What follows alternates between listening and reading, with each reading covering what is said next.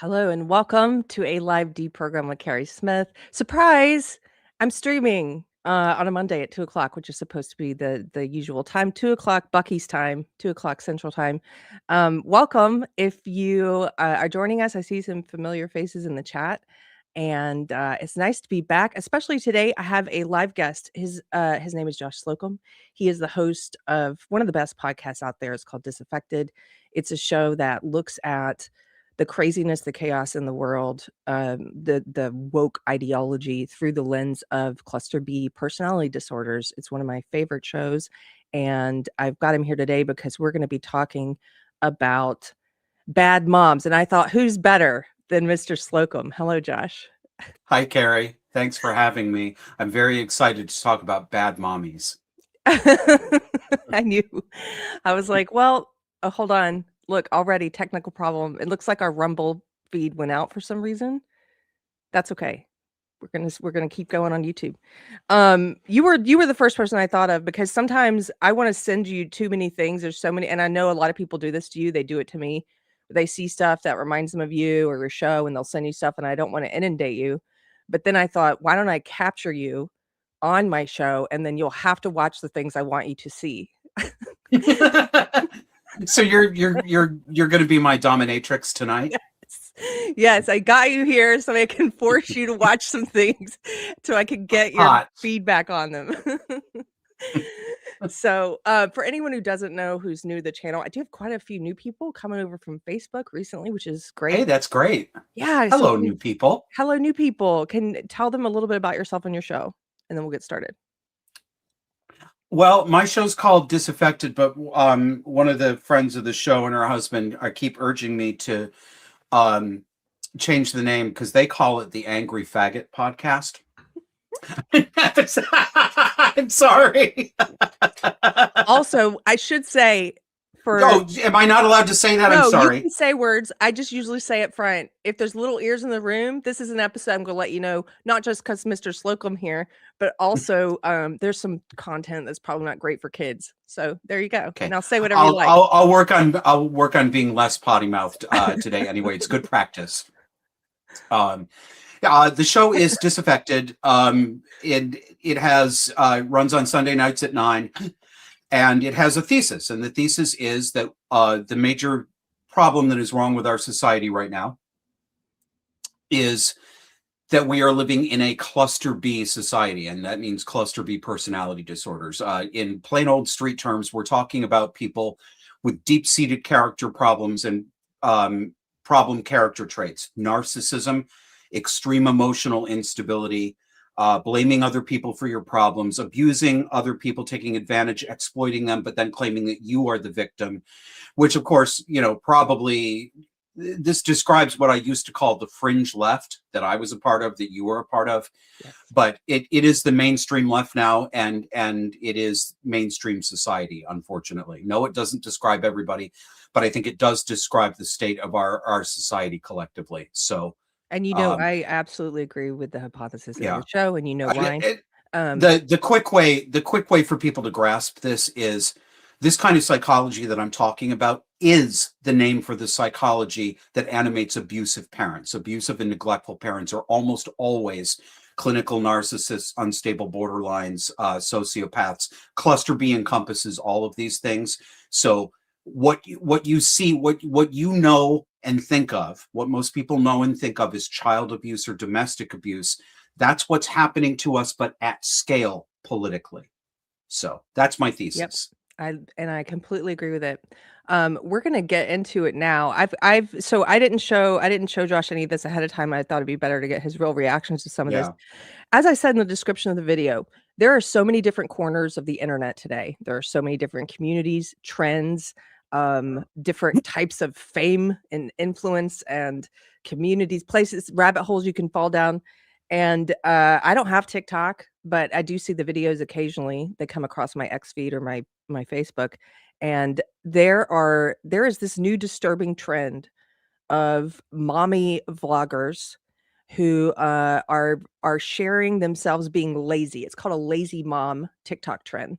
And some people are saying, oh, this is a backlash. It's a response to all of the trad mom and like the perfect looking moms doing cooking and cleaning. And this is great because this is showing real moms. These moms, some of these lazy mom, bad mom TikTok accounts have close to 1 million followers, 500,000, some of them, 1 million others. They've become celebrities, like these little internet celebrities in their own right. They have advertising deals. They get sent all kinds of products and stuff from and money from different brands. And meanwhile, they are using their children to showcase what I consider to be extremely neglectful, disgusting, dirty, unhealthy, and in some cases, like objectively abusive behavior. So, are you familiar with Donut Mom? Negative, but I'm about to be. Okay, here we go. Donut Mom has, I think she's she's at 900,000 followers. She's almost at 1 million. This is a little, I found a couple of videos that are like compilations. We're not going to watch the whole thing, but this is I think this is part of Kiwi or something where they do these compilations on people. So we're going to watch this. Alexandria Sobel, better known as Donut Mom, would gain that title in 2023 when she would go viral for feeding her 1-year-old nothing but a couple of donuts and some applesauce for breakfast.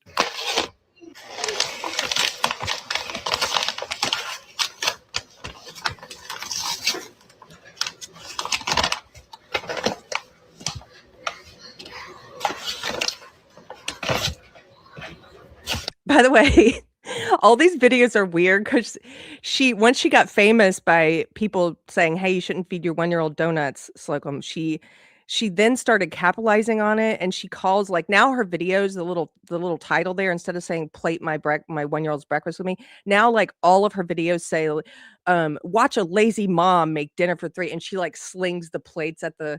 It's getting more over the top. Oh, she's clearly enjoying this. I mean, just is Yeah. this one of her first videos or is this a more recent one? This is the one that first went viral in 2023. This is what launched her fame.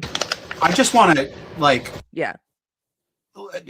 Sorry, but I mean, all you need to do is look at her and look at her affect, the way she looks at the camera. I mean, this woman is seething with hostility. Self-righteous hostility. I mean, it's just I'm just getting this really oogie vibe just from the way she looks at the camera. Yeah.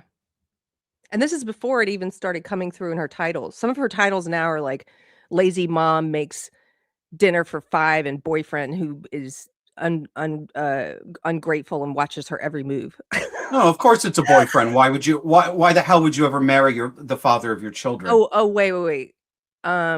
She was in a throuple. That was also featured heavily in her videos. Yeah. Had a woman living with them. Anyway, we'll continue. Those poor children.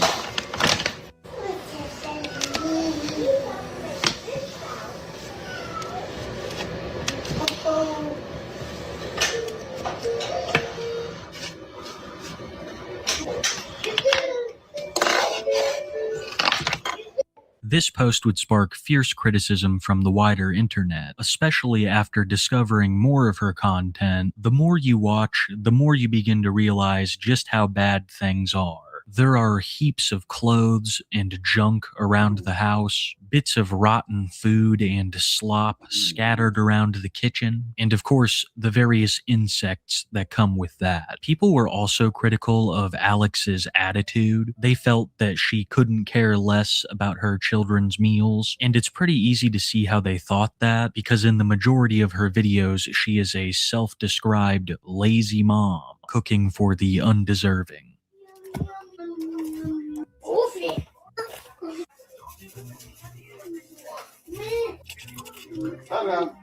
Oh my God. Okay. It probably won't surprise you to know that there's other videos of they have rabbits running loose in the house. There's rabbit feces all over the carpet, the floor, the bedroom. Of course. There's dirty dishes piled up in all this, like to the point where it's like dirty hoarder type of dishes. You can be sure that there are animal corpses in there too. I'm not kidding. I've cleaned out a hoarder's house. I know what this is. Yes. So this woman is now getting brand deals.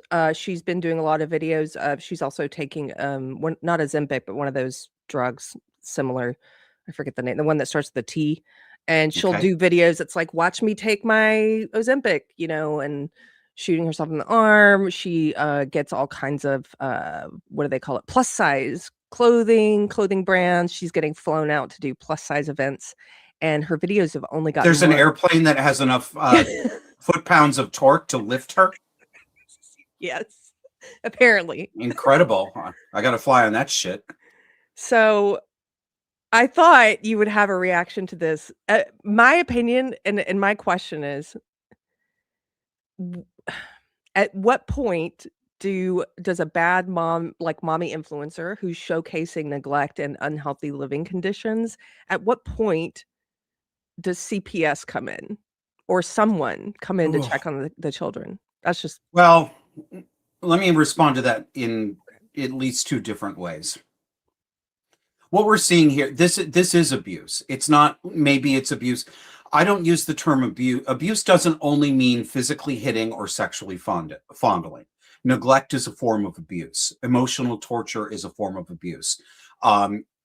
Consistent malnutrition is a form of abuse. If you have a morbidly obese child, you are an abusive parent by definition. No, there aren't any exceptions. No, your child doesn't have a hormone regulating problem. You are feeding them into oblivion.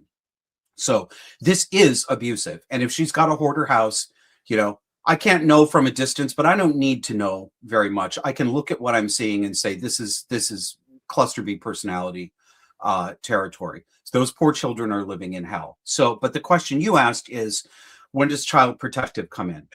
I have no answer for this anymore, because we know that the people who are in child protective services are often the very same people in character as the people that we think ought to have their children taken away from them.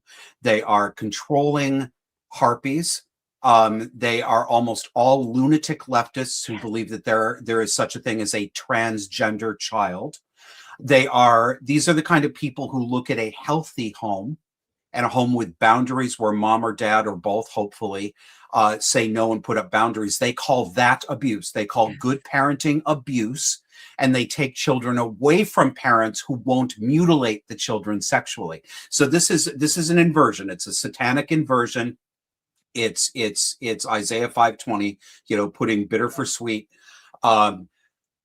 Keri, I don't know. I don't trust child.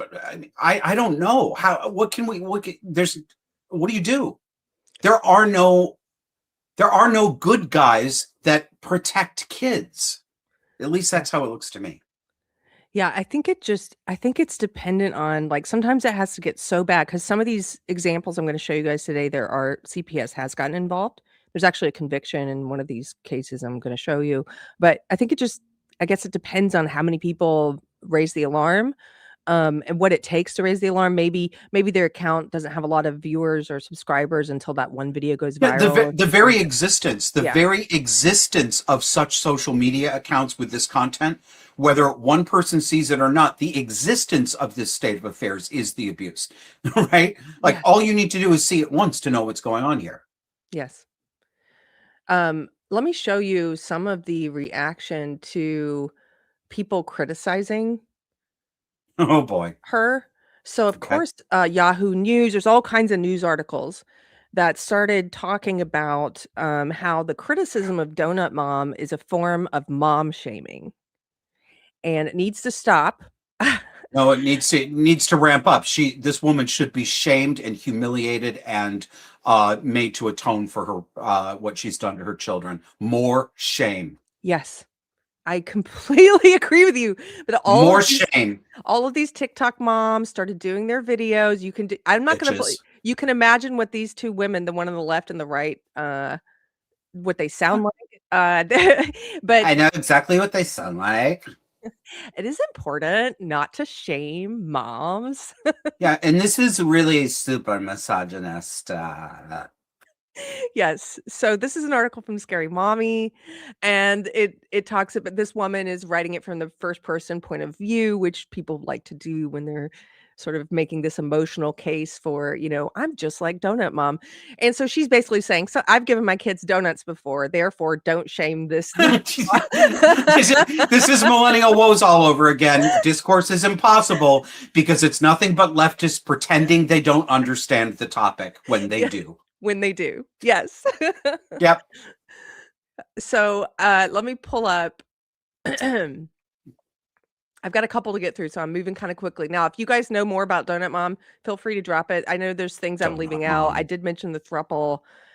There's also allegations of her. So the throuple, she did lots of videos with the woman the sexual partner who moved in to the home with her and her boyfriend. That woman ended up leaving, and her boyfriend left with that woman. And so I think they're engaged now. Her boyfriend's name was Caveman. He moved out. Excuse me? Caveman. Donut Mom and Caveman. The kids have also wandered outside of the house, and the neighbors have called before. They have had the police come over before. She has moved back in with her first baby daddy, and there have been allegations, and she's addressed them on camera about whether or not she masturbating in the hall in front of the children. She said, well, yes, he was, but the children were asleep.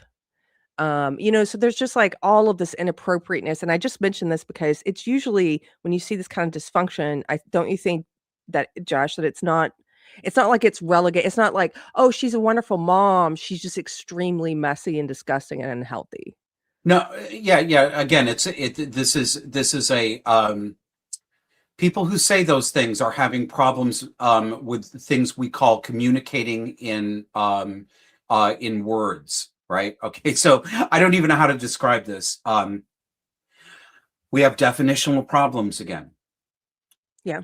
A parent who keeps a hoarder house is by definition not a good parent. This is not hard. This isn't hard. Yeah. Right? There's no well, that's what I have to say. Yeah.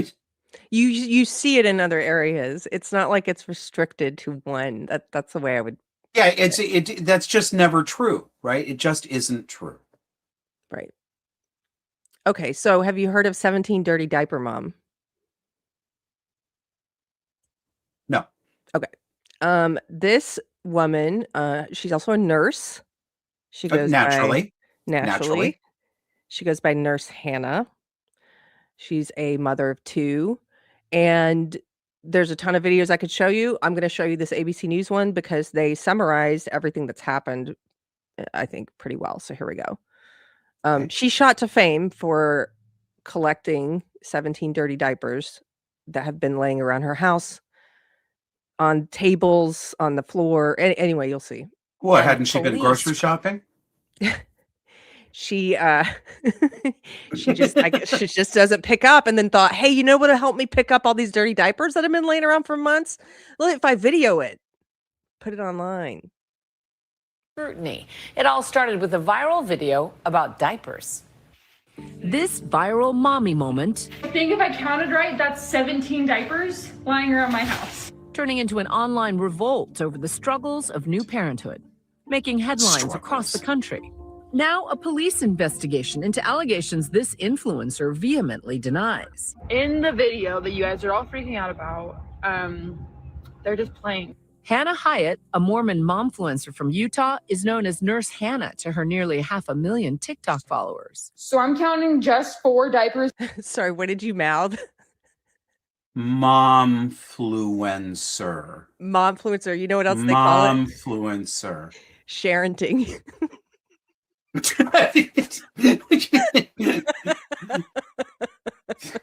People need to burn in hell immediately. All of them. I mean, Keri, would you mind going back about 15 seconds?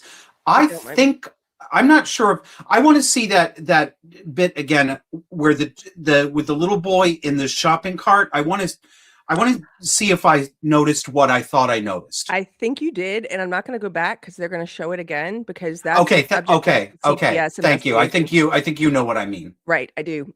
So this mom, I'm not sure. I think they summarized the whole thing, but in case they leave part of it out. She did the 17 dirty diapers thing where she went, and her house was filthy, by the way. It was, again, it's not relegated to one thing. Her house was disgusting, not just messy, not just, oh, you're busy and your house is messy. I'm talking about lived in filth.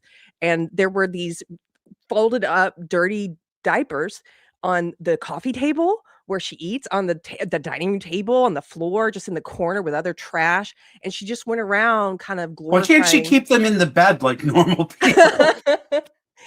Lady, what about a trash can? I mean, what's the problem? Get her a diaper genie. Right.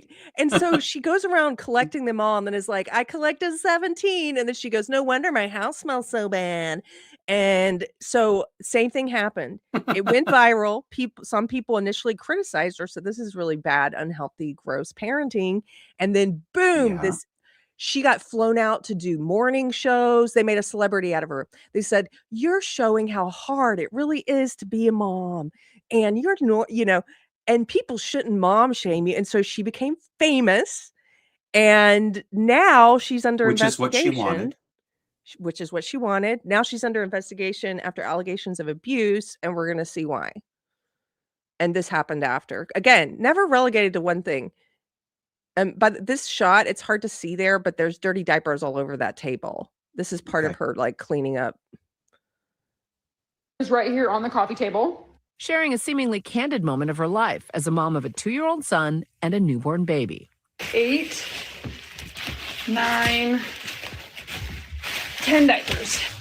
No wonder my house friggin' stinks right now. She had 17 dirty diapers just laying around her house, not in the trash bin, just on. By the way, I can't stand this woman's voice, but we're just going to keep going. On the floor, on the counter, on the table. And people went bananas over this video. Some parents across the web relating to Hyatt. Some people said, oh my gosh, thank you so much for showing the reality of being an actual mom in the world. But then, of course, there was a backlash. A lot of people said, oh my gosh, her house is dirty. It's toxic. Children shouldn't be living in that house. And it just began to pile on as things do on TikTok. Hyatt earning viral fame and embracing her new hashtag, 17 diapers. I am now known as the 17 Diaper Mom. That's probably going to follow me forever. Last week, she appeared on Tamron Hall explaining the origins of that viral video. I just got overwhelmed. A million things going on. Okay. No, you didn't. Adjusting to having 2 kids. Sure. No, you didn't. You are a liar. Liar. No. Yeah. It's hard. I have got a 2-year-old and a 1-month-old baby. Yeah, that's hard. My main priority is making sure my toddler isn't picking my newborn baby up by its legs. But her rise to internet fame came to a screeching halt after some people online started speculating that one of her videos was evidence of child abuse. In a since-deleted video, her toddler is seen.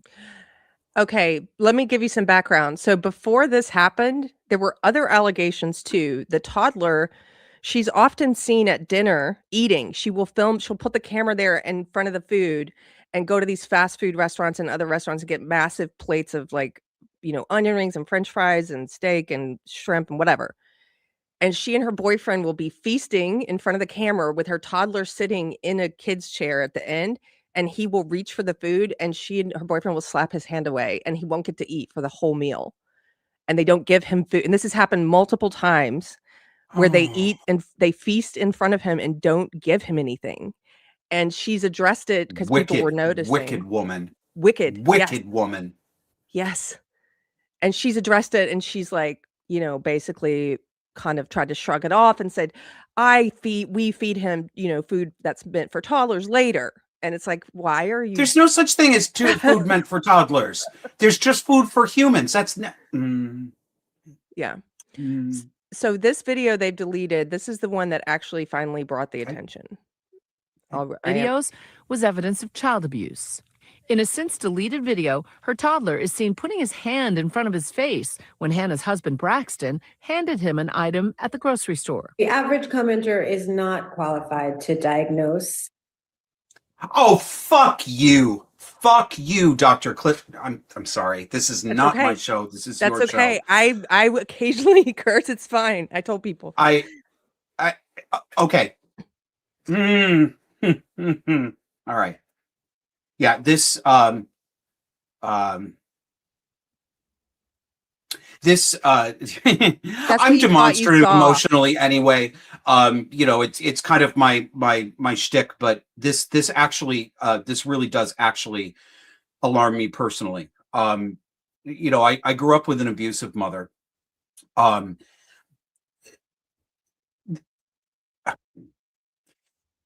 I will give this to my mother. And my mother was an absolute nightmare. I don't speak to her. Nobody in the family speaks to her, not her children, not her cousins, not her aunts and uncles, not anybody. She has no friends left anymore because she's driven them all away. She was a horrible, horrible mom. But she did at least do the basics. Even though it was a single mom family, um, there was no such thing as leaving. There's no such thing as, oh, I just forgot to pick up 17 diapers. Not even my mother, a dirty diaper doesn't ever touch the carpet. A dirty diaper goes immediately into the wastebasket. Like that level would never have happened, even with my mother. But when I see this child, I knew that I saw what I saw. That's why I asked you to rewind. I knew that I saw it. That child she and probably boyfriend too are beating that child. They are hitting that child. That child, she goes to hand him some candy, and the first thing he does, his face crumples in terror, and he puts his hands up. Yeah. Come on. And then you've got this. The women who defend wicked, hateful, abusive women, and there are millions of them. The average viewer is not qualified to diagnose. Shut your bloody, filthy mouth. Nobody needs a degree to see what they see in front of them. Thank you. I'm done. I'm right there. I'm just gonna underline it. Yeah. It's it's basically don't believe your lying eyes. It's like you're not qualified, you don't get to have an opinion, you don't have common sense, you didn't see what you saw. Nothing suspicious here, nothing fishy here. Stop being misogynistic. Stop holding women to any standards. And anyway, the child was male. What does it matter? Yeah. Do you think that there is I know you get into it with quite a few people on social media on X. Do you think that there is a difference coming from some of these women who defend abusive mothers if the child is male or female? Oh yeah. Oh, these a huge number of feminist inclined women actively, and I say that, I mean, I'm going to repeat things you've seen me say on social media. These women affirmatively enjoy contemplating and witnessing abuse of male children. They like it. They like it. They justify it. I've seen it. It's happened to me countless times. The number of women who call themselves feminists who and I've seen them do it to, I'm not special here. I don't get it worse than other men or anything like that. I'm not saying that. This has happened to me. I've seen it happen to other men. They'll bust into a thread where because I use my show and my personal experience. Actually, I am trying to help other people. I'm trying to help other people who've been through it. That's why I do my coaching and consulting. That's why I do the show. So when I talk about my personal stuff, of course, and I talk about it because it's the experience I know, and I've been able to generalize and abstract from what happened in my home to general patterns across society. That's how I try to help people understand this. You're always going to get the accusations, oh, you're just doing it for attention, blah, blah, blah. But they immediately come in and they mock it. They laugh about it. They literally laugh about my mother beating me and sticking a bar of soap in my mouth when I'm 8 years old and saying, "Ha, what did you do to deserve it?" Wow. And frankly, I think a number of these women are actually sexually aroused at the thought of bringing a male child low. I do think it's that gross and disgusting. It's evil. So yeah, That's what I think. It's sadistic. I mean, there's sadism involved, so none Yeah. of the most sadistic thing you can imagine. The thing is, like, normal people a lot of times cannot normal, well-adjusted, healthy people, They don't believe it. they don't under they can't They imagine don't, it, so they so it's sort of it's outside. People always imagine that other people are like they are. So I think, like, psychopaths think that everyone's like them, or some of them do, yes, or narcissists think yes, everyone's like them, and everyone has no empathy, and that everyone has no shame, and everyone's a liar and abusive, like, because yep. they are. And normal people think everyone's like them, and they kind of can't fathom it unless they've dealt with it or been Yeah, around I someone talked like about this exactly on the episode of my show that ran last night. I call this positive projection. When normal people, normal range people, just I'm not saying perfect people, but I'm saying normal people who aren't character disordered, intensely narcissistic, they think they positively project their normal range Yes. morality and empathy onto everybody. There are people who say people are mostly good, or people Yes. usually are always mean well. And they're so, it's so foreign to them that some of these people, and they're not trying to do this, but they can actually look at this and find a way that it's not bad, because it can't be bad. A mommy can't be like that. It's not possible for there to be mommies like that. Yes. Yes, I 100%. I didn't even know. I haven't seen your show from last night yet, but I will watch. I told you before we started, you're one of the only podcasts that I'm still watching from, like, years ago. I have a Thanks. lot of, like, I rotate a lot of things in and out, but I haven't rotated Yeah, me watching. too. Me But too. how funny you talked about this last night. It's true. It's true. They can't fathom it. Okay, so I will say she's currently under, she and I said boyfriend, but it's husband. She does have a husband. They are both under investigation now by CPS, and there have been comparisons to Ruby Franke, Jody Hildebrandt. Yep, You're familiar with them, I assume. They're I am. both been convicted of child abuse, as they should have been. I'm not going to Yep, go into them because that you could do a whole series on them. sure. But those are kind of held up as the, I guess I would say, one of the most famous examples of abusive mommy Yeah, influencer accounts would be Ruby Franke. So people are making that comparison right now about her, and she's very displeased. She's doing videos saying, I can't believe you're comparing me to Ruby Franke. I'm just the diaper mom. Like, so I'm gonna show you a couple more. Now, I know some people have already said in the comments, this is a tough topic. I know it is, and that's also why I brought Mr. Slocum on, because he and I both have a shared sense of dark humor about tragedy and evil.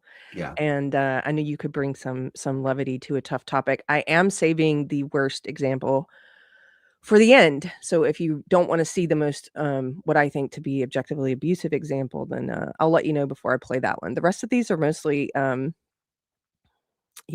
I think neglect, at least what you see on screen, is neglect and unhealthiness. So this one is 32 Pizza Mom. Are you familiar with her? Nope. This is all, I'm virgin to this. So, I just like saying their monikers as if because they're famous for it. oh, I can already tell she looks a treat. Excuse me, I'm getting over a cold. Well, I was telling my husband about this episode, and I was like, yeah, I'm getting some images of 17 Dirty Diaper Mom. And he's like, stop it. Oh my God, did you guys see the latest episode of 17 Dirty Diaper Mom last night? It was so great. It's going to sweep the Emmys. It's gonna I don't know. Probably 32 will, Pizza Mom too. is like 32 Pizza Mom's like gaining on her. Okay. And the internet makes these people famous and makes them millionaires for being neglectful, bad moms. Okay, here we go. This know. is a little Kiwi kind of summary about 32 Pizza Mom. 32 Pizza Mom, also known as Boy Mom X3 or Lakin, is a 37-year-old woman from South Carolina, recently going viral for her extreme grocery hauls. And in August of 2025, one of these grocery hauls would absolutely explode across many social media platforms, mainly for the fact that she had purchased 32 pizzas, claiming them all to be for one of her children. Grocery haul as a 37-year-old full-time working mom of 3 boys who also moved her parents in with her. So we have groceries today from 3 different places. We got groceries from Sam's, Walmart, 4 places. Sam's, Walmart, Food Lion, and Piggly Wiggly. And I will tell you the totals for each at the end and then a grand total.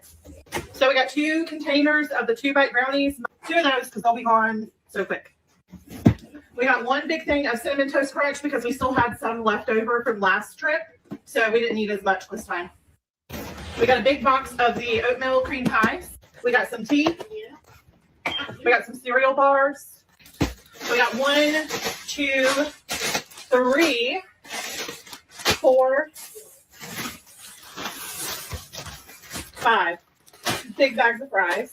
I got some conditioner, Q-tips, children's Tylenol, some cucumbers, some lettuce. We know what that those good are old Louis for. bread from the Piggly Wiggly, some bananas. And those. We got 6 blocks of the Monterey Jack cheese. We got a watermelon. And We got that. 2 big things of mayonnaise because we be going through some mayonnaise.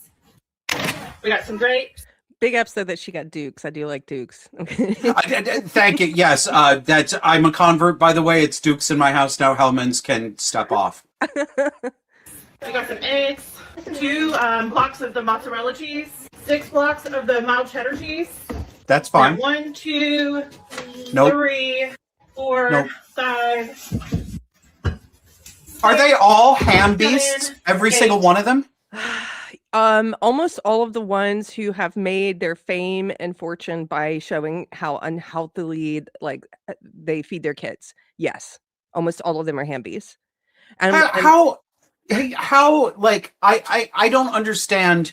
We've all seen it. We all know it's real. We've all watched America balloon up, right? I mean, I've got 25, 30 pounds I need to lose too.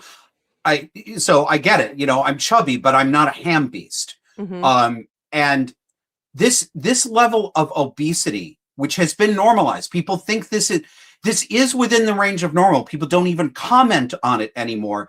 This is literally bigger than the people you would see in handbills and posters advertising when, I'm not joking, I'm not being funny, advertising when Barnum and Bailey Circus would be in town. They'd see, come see the Yeah. world's fattest man, the world's fattest woman. Those people, the world's fattest man and woman in 1898, are smaller than this woman. Yes. How did we get to the point where, it I'm is- sorry, but you should be, and I would say this of me too, right? If it were me. If you are that big, you should be embarrassed to show yourself on camera looking like that. You should feel social censure. Yes, you should. It might help you. But we have none of it anymore. We have no standards at all anymore. Thank you for saying this. This is why I wanted to cover this. I knew there were going to be some people who are like, why give them more attention? Why do that? Because this is this is happening whether I look at it or not, whether I criticize it right. or not.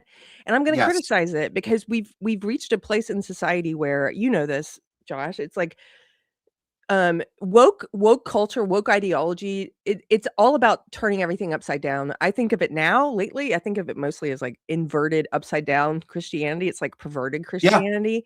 So it's not that they don't believe in shame. They do. Oh, they will shame you, but they shame you for things that they shouldn't shame you for. Like They shame you for decent, honest living. yes. They shame you for having boundaries. They Yeah. shame you for adhering to etiquette. Yeah. They shame you for expecting any reciprocation from other people in relationships. Anything that makes you normal and sane and stable and trustworthy, that is what they shame you for. That's what they shame you for everything that is good, true, righteous. And then they criticize you and they say that you're not allowed to shame what is unhealthy, filthy, abusive, not abnormal. Yeah. And they also, along the lines of what you're saying, think about their phrases. They say this in the theory, in critical theory, that they want to destroy all traditional norms. They want to normalize what is abnormal, including, by the way, they want to get rid of the age of consent, things like this. They want to destroy everything that's considered traditional normal, everything that is part of God's natural law, in my opinion, as a Christian, anything that is good, true, virtuous. They want to normalize stuff like this. So we've hit up in this place you can't criticize what is obviously unhealthy and bad for people. They're like, oh, that creates shame. Now it's like you said, it's sort of, if you even say something like, hey, maybe that's not healthy for like raising little kids is to give them that much soda. it's how dare you, you know, like how dare you comment on this, and it's not good for kids. I don't, this is, I can't help but come back to this. It makes me think, the kind of normalized child abuse that we're seeing today is not, this is new. I mean, I know it, it's not new to me as of today, but it's, I'm 51. This is like, it hasn't been that long in my life that this has been normalized. And I wonder if in some ways these children are worse off. Like my childhood was a trailer park version of the movie Mommy Dearest or the horror movie Carrie. I mean, it was that bad and that insane. There was incest in the house. There was physical violence. There was attempted murder. There was psychological derangement, screaming, broken dishes. I mean, just all the classic stuff, right? Like classic abuse, classic, right? But still. My mother fed us good food. At the very least, we were always clean. We had clean clothes. There was, dinner was made and on the table every night. It was not,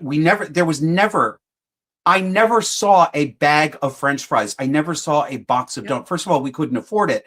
But number two, and my mother was right. She's like, that is not good for you. This is a once in a while treat. If once in a while we're going to go out to Foodie's Freeze and get you an ice cream, but I'm not keeping sugar cereal in the house. I'm not keeping Wonder Bread in the house. We had whole grain bread, for God's sake. Even my insane mother didn't reach this level of slattern behavior. That's what this is. Mm-hmm. I've heard you speak about this before. My personal experience, I did have a lot of this crap in my house. But my dad cooked real meals and my grandparents cooked, and we mostly were raised by our, half the time after school, we were with them every day. Yeah. And they had their own garden, they grew their own food, they cooked and canned and did everything themselves. So I had a little of both. I got to experience what it was like to have home cooked meals all the time, with my grandparents. But then I also got this sort of, coming up in the 80s and 90s when it became more common for parents to take this like lazy it's not that it's less expensive. That's the other lie. People often comment on these videos of these lazy mom trends like, hey, it's actually less expensive to buy some like a couple potatoes and onions and make a soup broth and have like tomato. I made a soup. I've been sick this week and I made a soup the other day. I made a whole soup that's going to last us for like several meals. And I think it was $25 for the whole soup. Like, and it's all fresh veggies. And it's less expensive than all this processed food. Of course it is. I mean, of course it, I mean, this is not rocket science. This is why it drove me crazy when this was the vogue, maybe 10, 15 years ago. NPR and everybody was talking about how Black people and other ethnic minorities are morbidly obese because they live in food deserts. I mean, first of all, that's hilarious. That claim itself is its own joke, right? I don't see no desertification. Okay, they are in the Hard Rock Candy Mountain, baby. Right? Literally, but no, seriously, there's no such thing as food. That's not true. There are very, very few places in the United States where it is not accessible to get to a store that at least has ground beef, cheese, milk, vegetables. And it is so much less expensive. I mean, I still shop and cook basically the way I grew up with. I buy the family pack of chicken, or if chicken's on sale, I'll buy a whole chicken. I'll cut it up myself, put it in the freezer. Baked chicken, some vegetables, and a potato. You can have that for like $2.75. Yeah. Yeah. Yes, it's not. It just takes a little bit of effort, and I think we're selling ourselves short when we're like, oh, that's gonna be so much time and effort to cook a soup. Or some chicken. No, I'm it's just gonna not. go to In-N-Out, like, stop it. Especially if it's just you, that's one thing. But when you're making that choice for your kids consistently, like every day, instead of it being maybe like a treat every couple months or something, like, oh, yeah. But to normalize it again, everything being upside down, where mostly what you're feeding your kids is very unhealthy. Like Donut Mom, she didn't just do that one time. There's multiple, like 30 videos or something of her giving them donuts. Then one morning she says, I'm going to cook this time since I got so much criticism. And so you see her get a pot and she pours a whole thing of vegetable oil in it and starts boiling it. And then she takes donuts with a tong and deep fries them. And then that was her cooking, was deep frying the That's donut. not cooking. Yeah. So it's like this is every day you've normalized the unhealthy. And then every once in a while you give them an apple and you're like that. So you've turned it upside down. Instead of healthy food being normal and sweets and stuff being a treat, now you've made treats normal and the healthy stuff is like so rare and it's upside down. Anyway. I just want to play out the end of this till we get to 32 pizzas. I'm sorry, and we'll oh, keep you're it rolling. fine. Dr. Pepper's. We got these subs for Bryson. He absolutely loves the Italian Hero subs at Walmart. We got 4 of these for him, so this should last him for quite a few days here. We got 1 Mountain Dew because we still have a few of those left, and Brantley is literally the only one that drinks them. We got a box of Fruit Loops. Brantley. We got 1 bag of the purple Doritos. We got a thing of buttermilk, a big bag of sugar. We got 2 packs of Capri Suns. We got 2 packs of ribeyes here. We got a thing of drumsticks here. Okay. We got 2 packs of pork chops. 32 pizzas. 32 pizzas. We got a tower of pizzas again for Brayden. I will cry. So we wiped them out. We took all they had. And okay, we'll stop there. It's more of this. Yeah. So it speaks for itself. It speaks for itself. I've mostly been showing you the unhealthy eating ones, although, like I mentioned, a lot of these unhealthy eating moms, they also have very filthy homes. Not all of them, but most of them. But there's this other genre of these like lazy moms that are moms who sort of they glorify the fact that their homes are disgusting and filthy, kind of like the Dirty Diaper Mom. And there's one, I'm just going to show you one of these. There's so many. This is a guy that does some commentary. I couldn't find just a straight compilation without commentary, so we're going to watch Dinky Jabo. I don't know who these young people are. This is some young streamer. I guess, well, do they have what? I guess they have Riz or something, whatever that is. He has Riz. He's mogging. I don't know. Stop.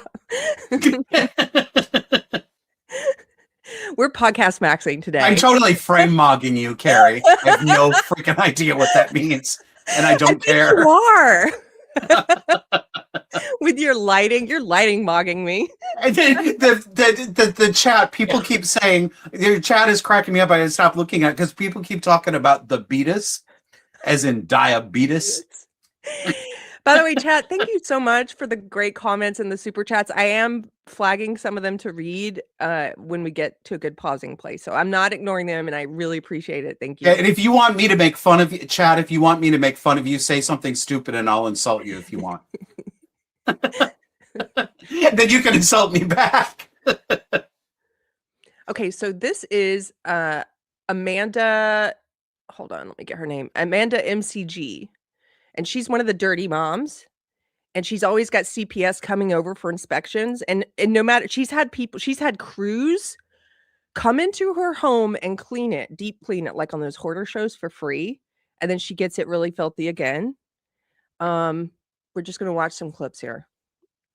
Amanda Conda is yet another awful TikTok mother who has gained infamy for having a horrifically messy home. I did have my daughter go under the bed and push all the trash out. You'll see here soon.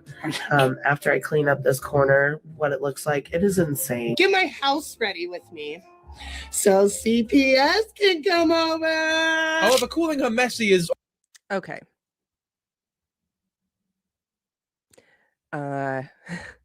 Somebody in the chat, Davina, said rat maxing. It took me so much not to laugh as soon as I saw that. Rat maxing. There's that video of sending her toddler under the bed, her bed, by the way. I thought that a possum was gonna come out. Let me just go back. I'm just gonna do a freeze frame of that image. Wait. So CPS can come over. Yeah, show it again. Yeah, okay. House ready with me. So CPS. Amanda Conda is yet another awful TikTok mother who has gained infamy for having a horrifically messy home.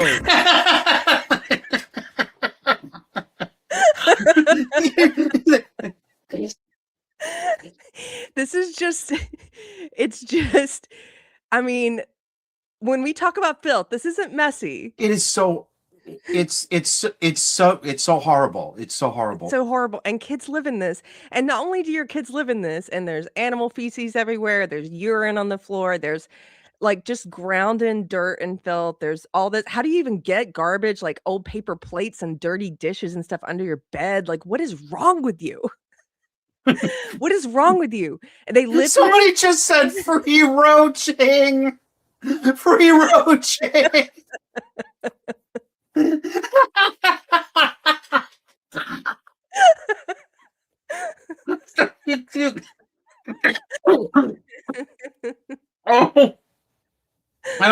Oh my. Okay. Sorry. This is not normal. And once again, there is nothing wrong with condemning this behavior, this kind of parenting, and quote unquote mom shaming someone who forces their children to live in this kind of filth and thinks it's funny and a great way to make money to showcase how disgusting and neglectful she is.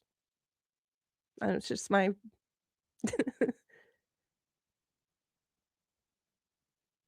wait, watch. I mean, do you have your YouTube muted? I did. I muted it for that part. Okay. But, yeah, I don't know what somebody just commented that a lot of these videos are rage bait. Well, that may be, but that doesn't change the reality of what we're seeing on this video. Yeah. It doesn't change. This is real. This is what they're living in. This is what their children are living in. I don't care if it's rage bait or not. That doesn't change the objective reality of the abuse that's going on here. It's extra disgusting that they're using this for social media points and to make money. They're exploiting their children. Absolutely. This is a form of child prostitution, as far as I'm concerned. But this is real. They are living this way. They are living this way. And as you said, it's a form of exploitation of their own children. There are some people pursuing, I don't know if you're aware, but Ruby Frankie's daughter is trying to get a bill passed that would amend child welfare laws to prevent people from using their children for an internet kind of vlogger style. I'd like to look at that issue. Yeah. Yes. Now, in a case like some of these dirty momfluencers or lazy momfluencers, they don't actually show their children's faces on camera. So I don't know if that bill, even if it were passed, if it would protect them. Thank God for small mercies. Right, but they still are living in it, as you said. But they're still living in it. Yeah, we're still seeing the evidence. I mean, yeah. Yeah. I am going to read just a couple of these real quick because this one applies to this video. John, thank you for the super chat for $5. Says she used her kid like a tunnel rat in the name of...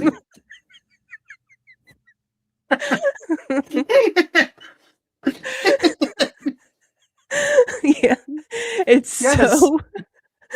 so gross. Like, get under there, kid. Free roaching. And you have no choice as a kid who's like in that situation. I mean, what are you gonna do? And the mom is like, do this for my video, right? Okay, so this next one, and this will be the last one I cover, because this one's kind of disturbing. And actually, before I cover this one, let me just tell you another reason why I think this is relevant and why parents need to start paying attention to this instead of thinking like, oh, it's cool to exploit my kids and be lazy and dirty. I can make money doing that. There was a case. Did you follow, Josh, the case of the school shooter in Michigan whose parents were convicted of manslaughter? Was this, I won't remember the details, but was this the case within the past year and a half or so where the kid was the shooter and the parents were convicted of it because they either gave to him or did not prevent him from getting access to guns. Yes. Okay. So this case, I bring this up because this case, it was the first time that parents' neglectful behavior was used to prosecute them for a crime that their son committed. So their son, I believe, was 14 years old when he shot up his school, killed Mhm. several classmates, and he was convicted, and the parents were also convicted. And a lot of people, there was a lot of commentary about it at the time. I think the conviction happened in 2024. There's a lot of commentary about it, and a lot of people who are obviously pro Second Amendment, like I am, had issues with it and were saying this is going to open the door to being abused, to go after parents, Yeah. kids do crimes. Now, I understand that point. However, I encourage people to look at the specific details of that case, because if you go and look at the details of that case, it's the parents were Jennifer and James Crumbly. They had That's right. That's right. they had repeated evidence that their child was likely to do this, including Yes, being that's called right. into the school to look at drawings he did with guns, with dead people, where he said, "I'm going to shoot up the school," things like this. They were told to take him to get mental health services. They never did. And they didn't. They did not. Instead, they bought him a gun days before. The morning of the shooting, they were called in to look at one of these disturbing drawings he turned in on a math report of he was going to kill people. They went into the school office and they did not tell the people at the school that, by the way, we just bought him a gun. They didn't say that. The school told them to take him home that day and take him to a mental health facility or someone to get help for him. And the mom said she couldn't. You know why? Because the mom was having an affair. All of this came out. Like, all of her time and interest and focus was on alcohol, her affair partners, everything except her child. There were multiple Disgusting slut. disgusting. And there were multiple text messages and things that came out where the son was trying to get his mom's attention. He had been telling her for months that he was seeing demons, that the house was haunted. She wouldn't reply to him because she was out with her lover. So I say all this because in this specific case, I think the charges were warranted, and they were convicted, both parents, of manslaughter, of being criminally negligent, and providing their son, who they knew had mental problems, with this handgun. This is we could do I'll keep this brief, because maybe we can actually, maybe you and I on your show or my show should do a stream about this. I'm very disturbed at the conversation around violent children and violent teens, sometimes characterized as kids psychopaths, and in some cases it does appear to be the case. I'm very disturbed that 90% of people who are moved to comment on this, it very clearly never even occurred to them. It didn't flit across their brain why the kid is doing this. They immediately start sympathizing with the parents, immediately, as if the most normal explanation for a child who kills another kid, or a 9 or 10-year-old who commits a rape, as if the most plausible and normal explanation was that these poor, upstanding, innocent parents just gave birth to the devil. It just came out of the blue and there was nothing. No, in the overwhelming majority of these cases, the child is seeing violence at home, experiencing violence at home. This is not, when we look at cases like that, like the Crumblies, and so many others, this is not primarily a violent children problem. This is an abusive and irresponsible parent problem. Yes. And just so you know, in that case with the Crumblies, there was evidence presented at trial that the kid did witness several of their violent, screaming fights, tantrums. The mother would even take the child, as when he was as young as 6 years old, to her affair partner's house, beg her one of her many affair partners to let them move in with him. Like, so they made the case that the child was always scared at any moment that their marriage, they might get a divorce, or his home might be broken up. The home was also filthy, by the way. They tried to keep that footage of the home, the conditions of the home, out of the trial. But it was all those things you talk about. It was a whole toxic environment that created this school shooter. Yep. So I saved this last one, and this is just the briefest of dives, by the way, guys. If there are so many videos covering these bad mommy influencers, if you're interested in any of these, you can go find that stuff yourself. If you're like, what is happening? And notice everybody, notice which parent is doing this. Which parent? Is it the mom or the dad? This is women doing this. This is mothers. This is a female evil. This kind of abuse and narcissism. This is female narcissism. Are we ever gonna grab that bull by the horns, look it in the face, and say, "I can see that you're a bull. You're not a daisy. You're not a peony. You're actually a dangerous bull." That's how I feel like we look at these wicked women, these insane narcissistic mothers, and we act like we can't, oh, I'm sure she has a lot going on, and she it's just so hard to raise a kid, and I'm like, no. Anyway. No, you want to roll the bad one? I'm going to roll the bad one. Now, this one, now that you've said that, most of the neglectful, the dirty moms, the unhealthy feeder moms, all of these are, like you said, mostly women. This next one I'm about to show you is a woman and a man. Mm-hmm. And this one's kind of an old case. I just recently saw a video about it. One of my favorite true crime podcasts covered it. I like to watch Annie Elise, which I've mentioned before. And she recently covered this old case. Now, this was from 2017. So this was a YouTube family.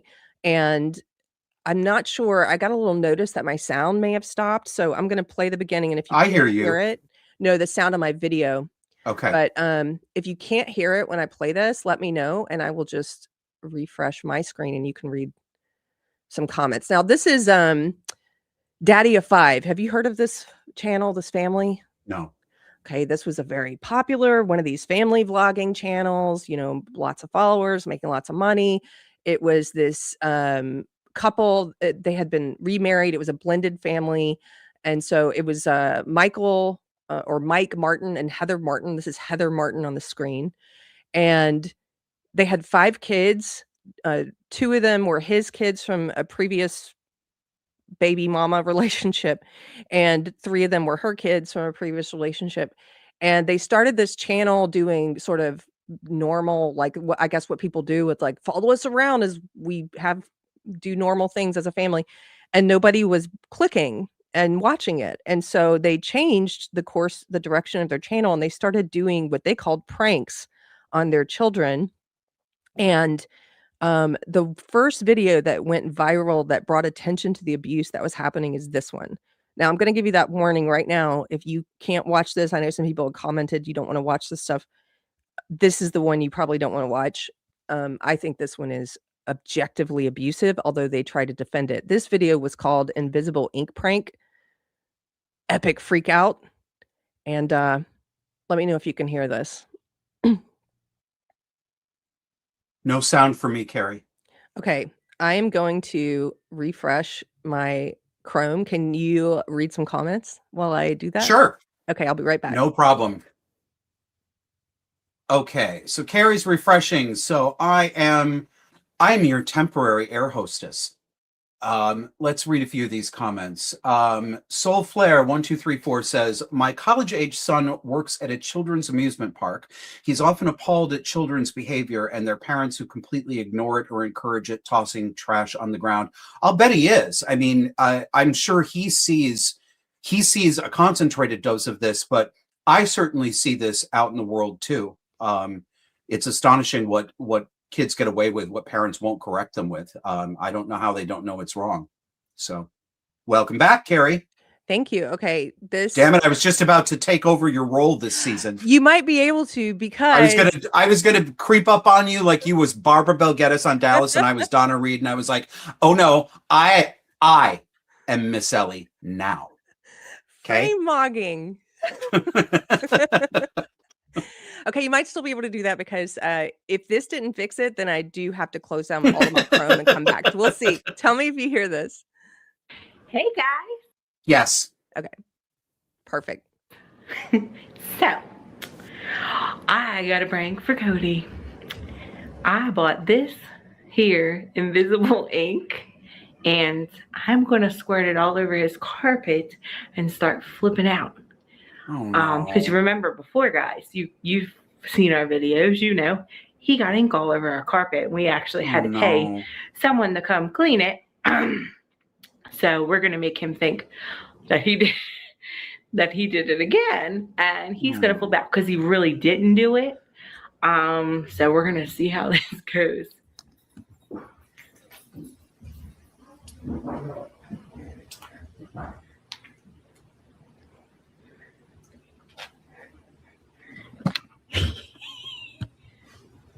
Get your fucking ass up here! What the fuck? What did you do? What? What the fuck? I didn't do that! What the hell is that? What the hell is that? What is this? Cody! Tell me! I didn't do that! You tell me what you did! I swear to God, I didn't do that! Cody! It's all over your carpet! I didn't do that! I don't have anything to color when you... Why did you do that? You ruined the carpet. Get out of here! Mind your business! I didn't do that! Mom and Dad, I didn't Oh do my it! God. Oh my God! You know how much that... I didn't do that! I swear! Cody, I didn't do it! you're taking it... the fucking lion again. How Like, did I do seriously? that? I don't know. You obviously did! You've done this before! I didn't do that. You've done this before! I don't have anything to do that with. I'm sorry. This one makes me cry. Right. I know. I've watched it a couple times, so I was like not gonna cry, but I can't stand it. I can't stand it's so familiar. But It is so very familiar. it is so abusive, and there's no anyway.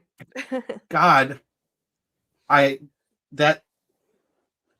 right, so it's sorry. So I will answer questions about it. It's 6 minutes long. By the way, it's very uncomfortably long, and they both continue to scream by the obscenities at that terrible witch level of screaming for like 6 straight minutes. The kids are really crying. They're not pretending. At the end of it, then like weirdly at the end of it, she's just like, ha, like ha, we got you. Okay. Yeah. And Okay. Yeah. yeah. If couple of things. My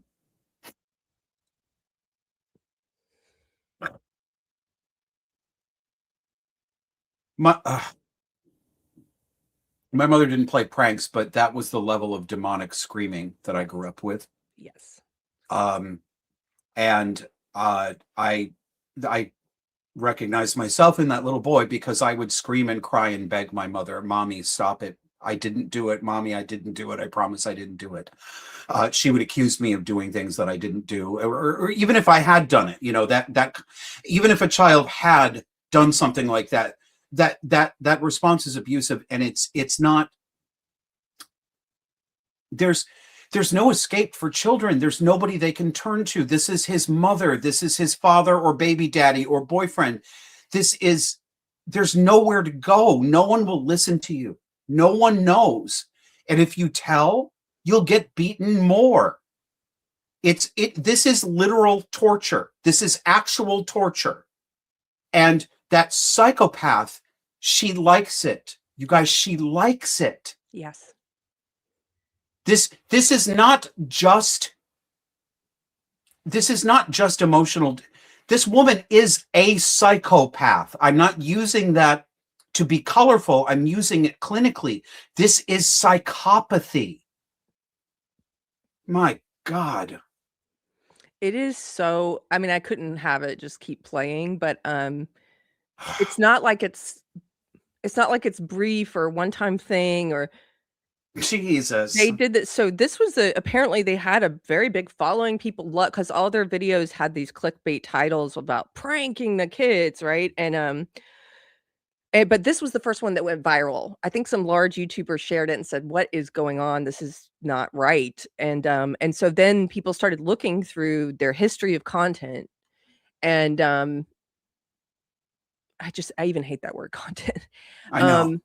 This is another one that was very disturbing. I'm just going to show clips of like 2 more, and this is one of the 2. And I this can is, take it. I'll keep my shit together. yeah. This is one called, it was like a slapping game that they played where they forced their kids to slap each other. Don't land. The other person gets to slap you in the face. Wait, what? Oh, Okay. it's true. Oh God, the Burmese. Oh, What am I be supposed quiet. to do? I can't hear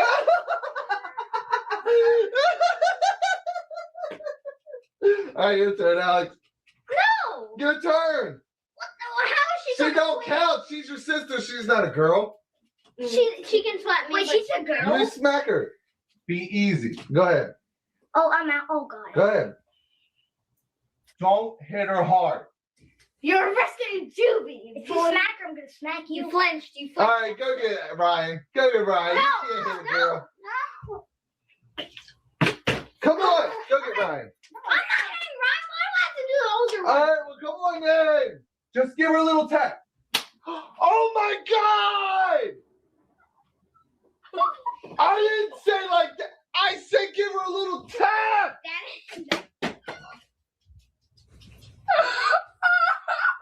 You don't hate girls, you little wall breaker. You're a wall I breaker. said a little You tap. just show it. Okay. So after he slaps her and she crumbles into the corner crying, the dad continues to, well, first he throws a bottle full of water at the kid's head, hits him in the head for doing what he told him to do, which was hit his sister. And then he just films his daughter crying in the corner and scolds the little boy for doing what he said to do. I am wicked psyched. So where are these kids now? I'll tell you guys, I'll cut to the chase. This was 2017. This was one of these early cases. I just had not heard about it. They were making a lot of money and had a lot of followers doing this kind of crap. And they ended up getting, CPS got involved. They did several of the public kind of, well, at first they didn't do public apology. First, they went on a tour, a media tour to big platforms and media appearances where they brushed it all off. The mom in particular was talking about Why weren't they immediately arrested as soon as a law enforcement officer saw that goddamn video? Why weren't they arrested? Right. Well, their defense What is wrong? was- What is wrong with us? What is wrong with the United States of America? We have always neglected child abuse. We have never taken it as seriously as we should, but we were not like this even when I was a kid. Yeah. We were not like this. It's monetized. It's incentive. There's fame. It's all the stuff of the devil, right? It's like you will get all of this stuff that's meaningless when you do this most depraved thing to something that is a blessing, like your family, to your kids. Yeah. Yeah. Here, So- yeah. I mean, it's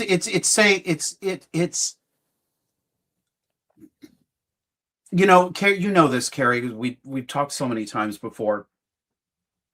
I wish I had religious faith. I'm trying. It has eluded me so far. But as I've said to you before, I caucus with the Christians. It's Amen. Christian morality and ways of living and how to order your life that I believe is actually in tune with reality and truth and nature and what is necessary for a good life and a loving family. But I can't help but see that this is what I talk about this stuff in terms of the cluster B personality pathology, and that is the correct secular psychiatric name for it. But I've known this for almost the 5 years. No, it's more like 3 or 4 years. It's so clear to me. This is satanic. This is literally, this is the devil, the figure of the devil saying to these people, I will give you, I will elevate you. I will polish you. I will put a spotlight on you. I will make people give you money. I will make you famous. And all you have to do is take this beautiful and innocent thing and degrade it. Yeah. rape it, sell it, bring it low. Yeah. You know, and they do. And they do. They do. You know, what we've talked about this before, as you said. I've had a lot of friends like yourself. You know, I haven't always obviously one becomes a Christian. You're not like born one. It's you are accepting the gift of salvation, right? So I haven't always been a Christian, and you know that, and I never thought I would become a person of faith, and it Yeah. was, I think, acknowledging all the darkness around me, which I think it is for a lot of people, that shows you the possibility of light, because dark is the absence of that light, right? And I know so many friends like yourself who are now thinking about and grappling with this, you know, wrestling with God, if you will, if God exists or not, because sometimes the first thing you're able to see is the existence of evil. I think that's pretty common. So this is you don't have to be a believer to look at this and say this is evil. You know, It is. It's evil. It's evil. So these kids, as I mentioned, 3 of them were hers and 2 were his. The CPS did get involved. They did their media tour. They tried to downplay it. They said that these were just pranks, that the kids were all cool with it, and even when they didn't know that even when they weren't in on it and it was a real prank like that invisible ink one, that they were cool with it because they'd basically all pre-consented to being pranked, to be some ridiculous thing about consent. Oh, I bet did the children pre-consent to being sexually molested too? Did they say that was okay? Exactly, right? It's the same kind of argument PDFs use. So that didn't work. So then they did one of these influencer parent, like straight to the camera apology videos where they look for the first time ever presentable in nice clothes, and you know, they're so deeply sorry and they didn't realize at the time the abuse they were doing. That didn't work. The CPS did get involved. They were convicted of 2 counts of neglect. It should have been 5, in my opinion. They were convicted of 2 counts of neglect, and they both got 5 years of probation. They did not serve any time. And the 2 kids were Cody, the one they focused a lot of their wrath on, or a lot of their abuse on. He was the one they were originally screaming at about the invisible ink. He was the father's son. Those 2 kids, the father's kids, were taken away and given to their mother. They let any of those children stay with either of those parents? They did. They let 3 of them stay. And this is another piece of insanity. What is wrong with us? Yeah. I don't have to say it, right? I mean, it's like you give up your right to a lot of people on quote unquote our side, whatever that is. I call it the reality side. We talk a lot about parental rights because yes, parents are the people who should be responsible for parenting their children, not the government, not your school teacher, not, Dr. Fauci or who, not some woke kindergarten teacher.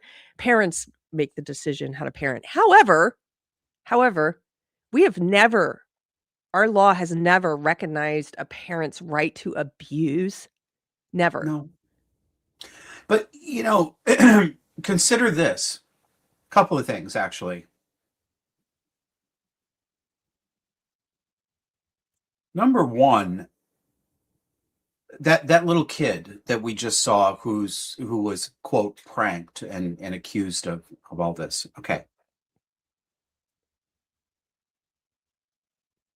Why don't, when we see a kid like that who grows up, gets a little bit older, shoots his school up, kills his parents, why don't we immediately think, was something like that going on? Were we not watching what was going on? Because this is what does it to children. Just before I was 13 years old, I was taken out of the house. I was made a ward of the court, not because of my mother's abuse, but because of my being incorrigible.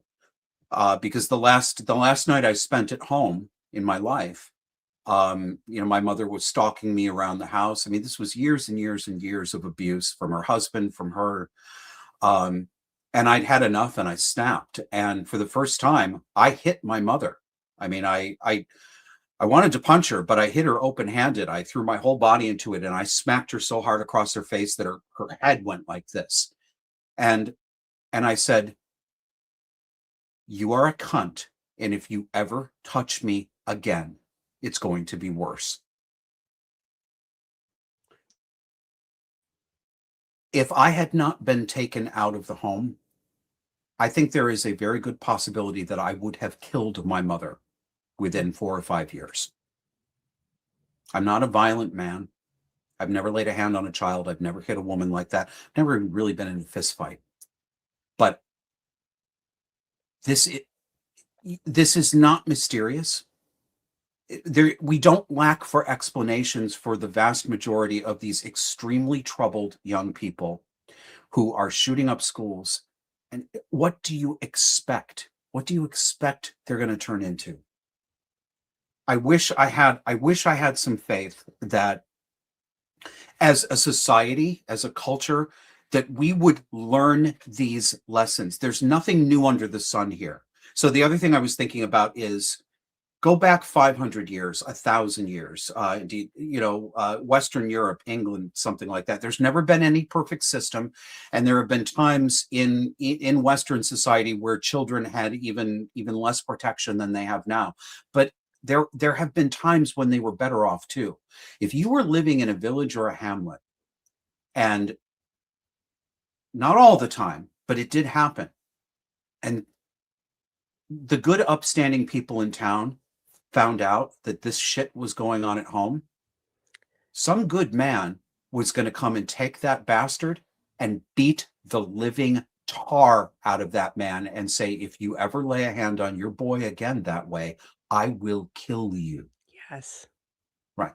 Okay. you- So, and I'm not sure that we weren't better off under that system, because I'll tell you what, if I were living there, I'd be one of the enforcers. I have no trouble at all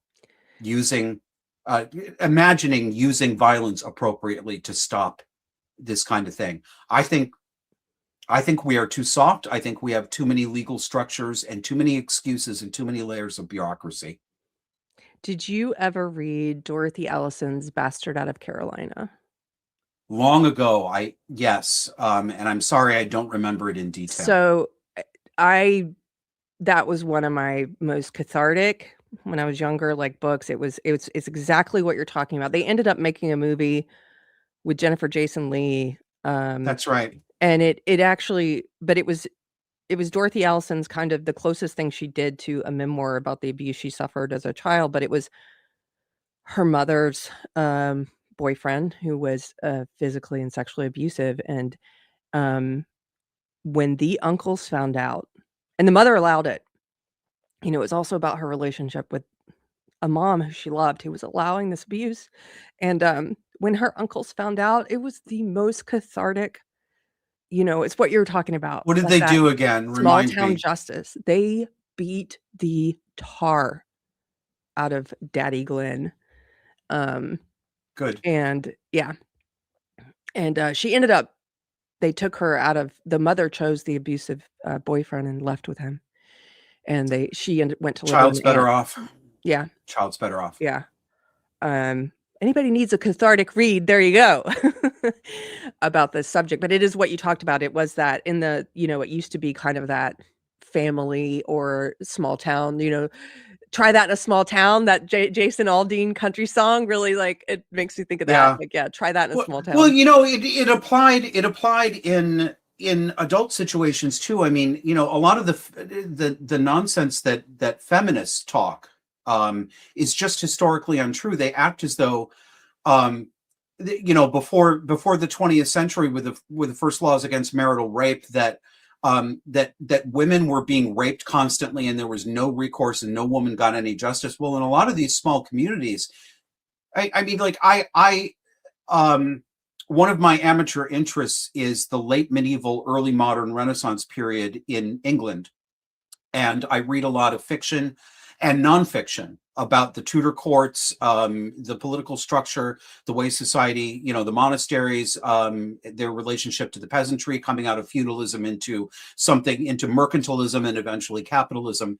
And the rape was a very serious crime. Rape against a woman was an extremely serious crime. You could be hanged for it, and men were hanged for it. There were ways of dealing with evil people. I'm not saying it was perfect, but I'm not convinced any longer. I don't buy it. I don't think it's actually true. I don't think vulnerable people, vulnerable women, vulnerable children, I do not think they are better protected by the legal structures today. I think we're worse off. At least I think that's a strong possibility. Well, a lot of that also, as you mentioned, has to do with this, devouring mommy kind of archetype that's taken over a lot of society now, where everything's upside down and you can't shame what should be shamed. And it's a lot of times, like you said, the people that you would report something like this to are the same types of cluster B women who you're dealing with at home. And yeah. By the way, I have to tell you, we have some family lore. I'll tell you after the show. We have family tall tales. I don't know how tall they are because I think they're real, about my great-great-grandfather and vigilante justice about men who did bad. Like, a lot of Southerners have those stories, and when I was growing up hearing those stories, it's like, yeah. Like, you're like, yeah, it's some righteousness, right? Used to horrify me. Now I'm like, bring it back. Bring it back. I am going to show you, I know there's so many clips from this family. There's one I'm not going to show you. I'll just tell you about it. You can go and watch more about it. It was crazy to me that they had been doing this stuff for so long, and it took the invisible ink video for people to say something and to report them and do something. They did have a video where the husband and wife, you see them go to a McDonald's or Burger King or something and buy a bunch of burgers.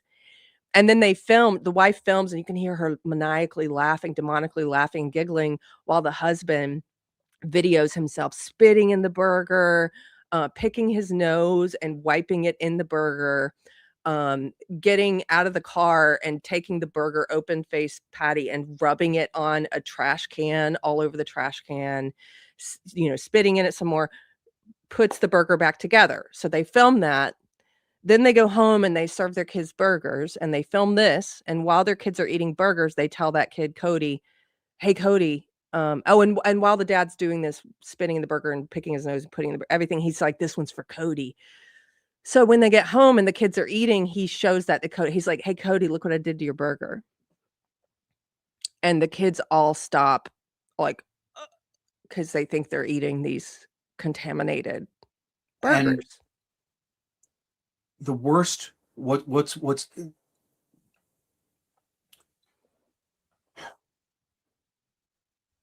the horror for Cody, for any Cody that we're talking about here, is not the snot in the burger.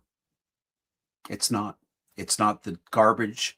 It's not the spit. It's not the contaminated food. The horror that Cody is experiencing is the knowledge at his tender age that his parents hate him. Yes. And they do hate him. They do hate him. Everybody watching and listening right now, pick yourself up and get with reality. There's no love here. No. They don't love him in their own way. That's not real. You are watching Psychopathy. This is parental psychopathy. They hate him. And if they could get away with it, and if they could get enough frisson out of it, they would kill him. Mm-hmm. That's what you're seeing. Yeah. They did, speaking of, abusive parents who report their kids, there's another video where they trick Cody. They tell him that his teacher called and that he was misbehaving at school, and they start screaming at him, much like in the invisible ink video. It's terrible, terrible screaming about how they are going to send him away and he's not going to get to live with them anymore. And they're sending him to a school for troubled boys. And, he's starts crying and screaming like he did in the Invisible Ink video. No, like he starts to believe them. At first he's like, you're joking. And then he's like, what? No, like, I don't want to go. So it's like they are continually abusing him. And as you said, it's not the grossness of the burger or any of the, it's knowing that they hate him, knowing that there's no one there to protect him. Mm-hmm. Like nobody cares. There's nobody to run to. Yeah. I said earlier that my childhood home was filled with real violence. I mean, I have bruises on my body for years and years from my stepfather. My mother hit me a lot too, but she certainly wasn't as strong as that big, strong man in the house. My stepfather was raping my sister, his own daughter. My mother knew about it. She still, at least 10 years ago, was still lying. She facilitated some of it. There was every kind of psychological torment you could imagine. It was an absolute insanity. And that day that I broke and I hit my mother, being taken out of the home was the better of two bad options. So, I was terrified. I didn't want to, even as a prisoner, right? I didn't want to leave home, but I'm glad I was taken out of the home. But what happened to me? I was placed in a glorified orphanage for incorrigible boys. And the boys that I was in there with, some of them were rapists. They raped their own sisters. Some of them were arsonists. Some of them were car thieves. They were violent. And their parents were, I know why they were violent, but I wasn't any of those things. But I had to go to jail because of my mother. I paid for it. The very, very first night that I was taken out of my home and placed into an emergency placement house, I was molested by a boy 2 years older than me who climbed into bed and started up. That was my first sexual contact. Didn't tell anybody. What would it matter? I'm not trying to make this about me. I'm trying to illustrate that children pay for the sins and crimes of their parents. That is normal. My experience is not unusual. That is what most kids taken out of their homes, they go to jail instead of their parents. So these two, the two kids that were his, as I mentioned, Cody and the girl, they were removed. Now, this was in 2017, so it's been like 9 years. And there was a recent update about this family where they did this. They first of all, after they were convicted and they got probation, they were forced to take down all their YouTube pages. They did try to come back under a different name. Like this was Dada 5. They tried to come back as Mama 5. I just say is thank God for stupid psychopaths. Right. And then they had to take that down. So now I guess they feel like they can get away with it now or something, or maybe the statute, maybe was a time link that they couldn't vlog because they are vlogging again. They have a TikTok now. And they did this video. Let me at them. Let me at them. They did this video where, by the way, once they were convicted, they completely recanted the apology. And they once again went back to, we are the victims. The internet victimized us. We did nothing wrong. How dare you? You've destroyed our family. You got our kids taken away. And so they're now vlogging again. And they just did a video where all the kids are reunited with them. And they're basically the kind of like the attitude of the video was like, ha ha, internet. Like we're all back together now. The kids like us still. It's like, hey, everybody's recognizing that it really is psychopathy now, right? Right? We're all on board. We're all seeing the real world, right? Yeah. So I do want to show you. Do you have like 20 more minutes? Yeah. Okay. Sure. Read some comments for a second. Okay. I am afraid that I have to take a call of nature break. Wonderful. Okay, I'm going to take a But I'll be right back. We're going to take a little break and I'm going to thank a couple people. John, thank you. Been a member for 31 months here at Deprogrammed. Thank you so much. He says, yay, Josh and Keri, this is a dream stream for me. Well, thank you so much. It's a dream stream for me too. As I mentioned at the beginning, Josh Slocum is one of my dear friends, and his podcast is still one that, like he and I were joking beforehand that sometimes friends or people who watch our shows will say things like, "Oh, I'm so sorry I haven't seen your show in a while." And we're like, "Who cares? It's okay." Like, you don't have to watch my show. Like, that's okay. People like I'm like you. I watch different things, and some things I rotate in and out and whatever. But his is one that I have not rotated out. I am still watching it all these years later, pretty regularly. I will go and binge it, and because he just has he and I I would say we understand that a lot of the problem with woke ideology can be traced back to this um, psychological answer, or if you're a Christian, I would say to this answer of evil, and that has to do with personality disorders, like which used to be called character disorders. What are you doing? I'm masquerading as an old Albanian nun. Oh, This is my Mother Teresa drag. I thought you were. What was that woman that Tucker Carlson had on with the eyes going each way? I have to apologize to your viewers. I'm sorry for the horrible moire pattern that my shirt has been making with all the squiggles and stuff. So I'm going to cover it up with this here Afghan. And also, it's cold in Vermont. Boy, you got to come. You got to come hang out in Texas. It's a beautiful day today. People were asking. So Okay. Okay.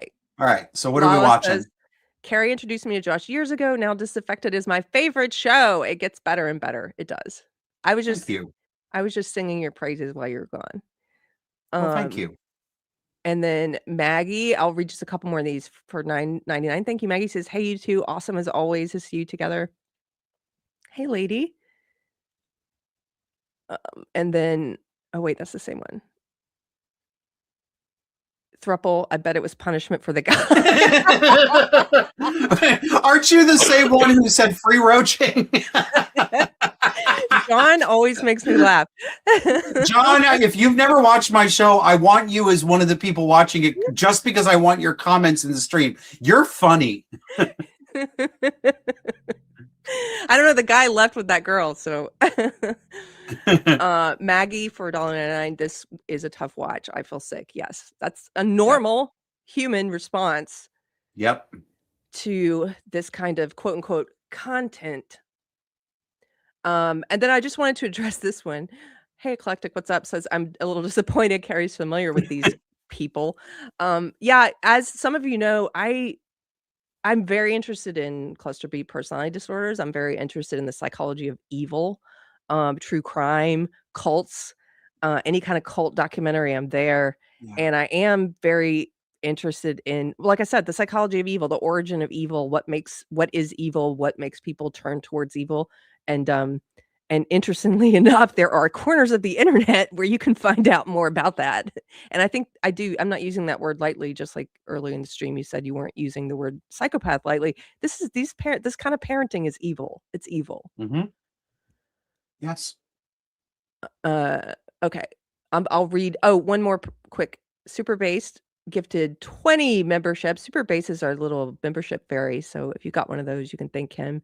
And he says, I'm blessed to have a saint for a mom. Today she starts her battle with stage 4 cancer, but God has given us a fighting chance. If the chat can please pray for Lori H. We appreciate it. God bless you. We will pray for your mom. My husband and I will pray for Lori tonight, and we do our out loud prayers. And by the way, let me tell you something I heard last night. Just a little aside. My husband was telling me about this verse he was reading, and in the Bible where it was talking about it was one of the parables that Jesus was telling, and he was talking about how, now I'm going to paraphrase it because he was telling me last night. It was this part where he says, you know, if a friend goes to another friend's house in the middle of the night and is like, hey, wake up. Like I've got guests coming tomorrow and I have to prepare some bread for them. I don't have any bread. Like I really have to treat them well. I have guests coming. Could you help me? I need 3 loaves of bread. And that if you think about this, like the friend who's like asleep with his family and is like, what? It's the middle of the night. Right. And Jesus was saying, when you need to, like a friend who, when it's urgent, will say, I need this, like, wake up, like I need help. There's a certain way you talk to someone when it's urgent and you need help, right? Like, no, pay attention. This is important. Kind of like in movies when we always make fun of movies where there's something like the world is ending and the bombs are falling or the zombies are coming, and the spouse comes in and is like, pack your go bag. And the wife's like, why? Like, what's going on? And you're like, shut up, get in the car. He's telling you to get in the car and trust him, right? So basically, Jesus was like, when you pray to God like it's important and you need this. Like, talk to him in that way. And so I say that because this has just recently changed the way I think about prayer. Is constantly evolving. And I had a friend who put it this way to me. She's like, when I pray, you go big. Like, you're not like please, and you're like, God, if it's your will, I need this. I need this thing. And so anyway, that was a little tangent because I was just thinking about it last night. And so I have been hesitant sometimes to go big in my prayers. And if that's you, like, don't be hesitant. Go big. Pray for a miracle. Pray for a miracle. So, okay, I will read more of these later. I want to show you this video. Now this one is it's the same family, and I just show this one because this is an example of the kind of extreme situations they put their kids in. And this one is a prank where the mom gets the older kids to quote unquote prank the dad by pretending that there's an intruder in the home, that one of the older kids is the intruder.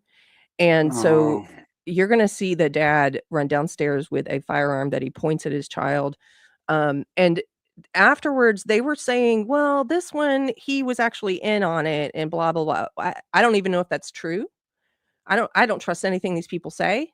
But even if he was in on it, the neighbors were like, according to the mom, you're going to hear the neighbors were alerted. Like they think the parent is pulling a gun on his kid. You're putting your kids in a dangerous situation either way. So here we go. Me, Jake, and Ryan, since you guys hit like on that last video, are going to show you what pranking Daddy 05 looks like. We're going to set the alarm off, and what are you going to do? Say, hurry up and turn it off. In a deep, crazy voice? Yeah. Okay.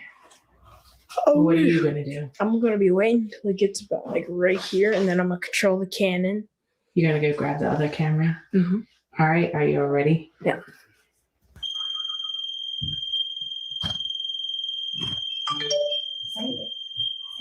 Hurry up, turn it on. Turn it on. Turn it on. Babe! Babe, someone's in the house! Babe! Who's in the house? Babe! Who's I got a gun! Babe! Who the is in the house? Babe? Babe? Shut up. Who the It's Jake! It's Jake! What the is wrong with you all? There's a guy across the street looking in the window right now. Because you got a gun! No shit. Yeah. Yeah. So, and they said later, of course, they did nothing wrong. They were just having fun with their kids on the internet. No, this is swatting your own family. Yeah. It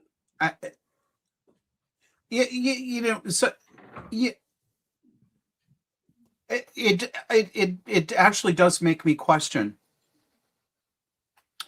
Does that woman want someone to die? I'm asking that seriously. Is that actually her desire? Was she hoping that somebody would have been shot and killed? One of her own kids, maybe herself. It's like you mentioned before. It's that absolute, if they could get away with it, how much damage would they do? Yeah. Kind of thing. So last go. I'm sorry. Go ahead. Well, I want to show you her performance. When the two kids were taken from them and given to their biological mom, Rose, she, of course, set up a camera and had a little freak out for the camera about how distraught she was that the two kids, Okay. now again, these are her husband's kids. They're not her biological kids, but those were the two that were removed, her husband's kids. And just because you know so much about cluster B, I just want to get your take on this, because I know what my Okay. take on this is, this performance about how Okay. upset she was that the kids were taken. And she is doing this for one of her kids who's still in the home. She's performing for him, I think.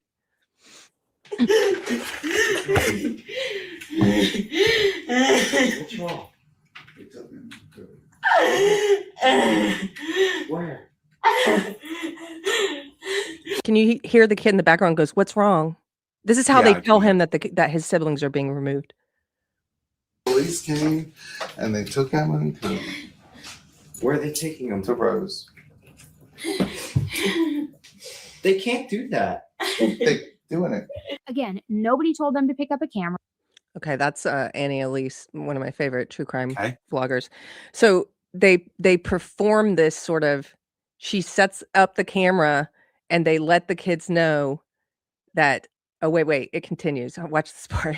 Watch this part. They let the kids know in this way. How to go the right way and proceed.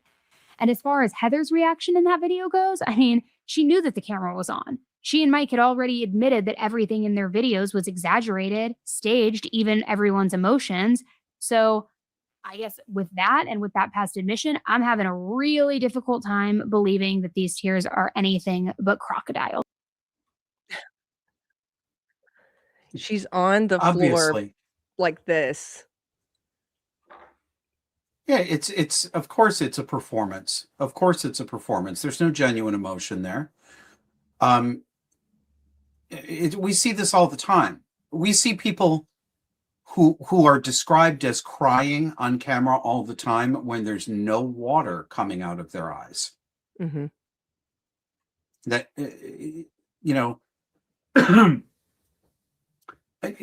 one of your commenters asked, what is it with these people that they need so much internet attention? What it is with these people is cluster B. This is, I'm not trying to be flip. I'm being serious.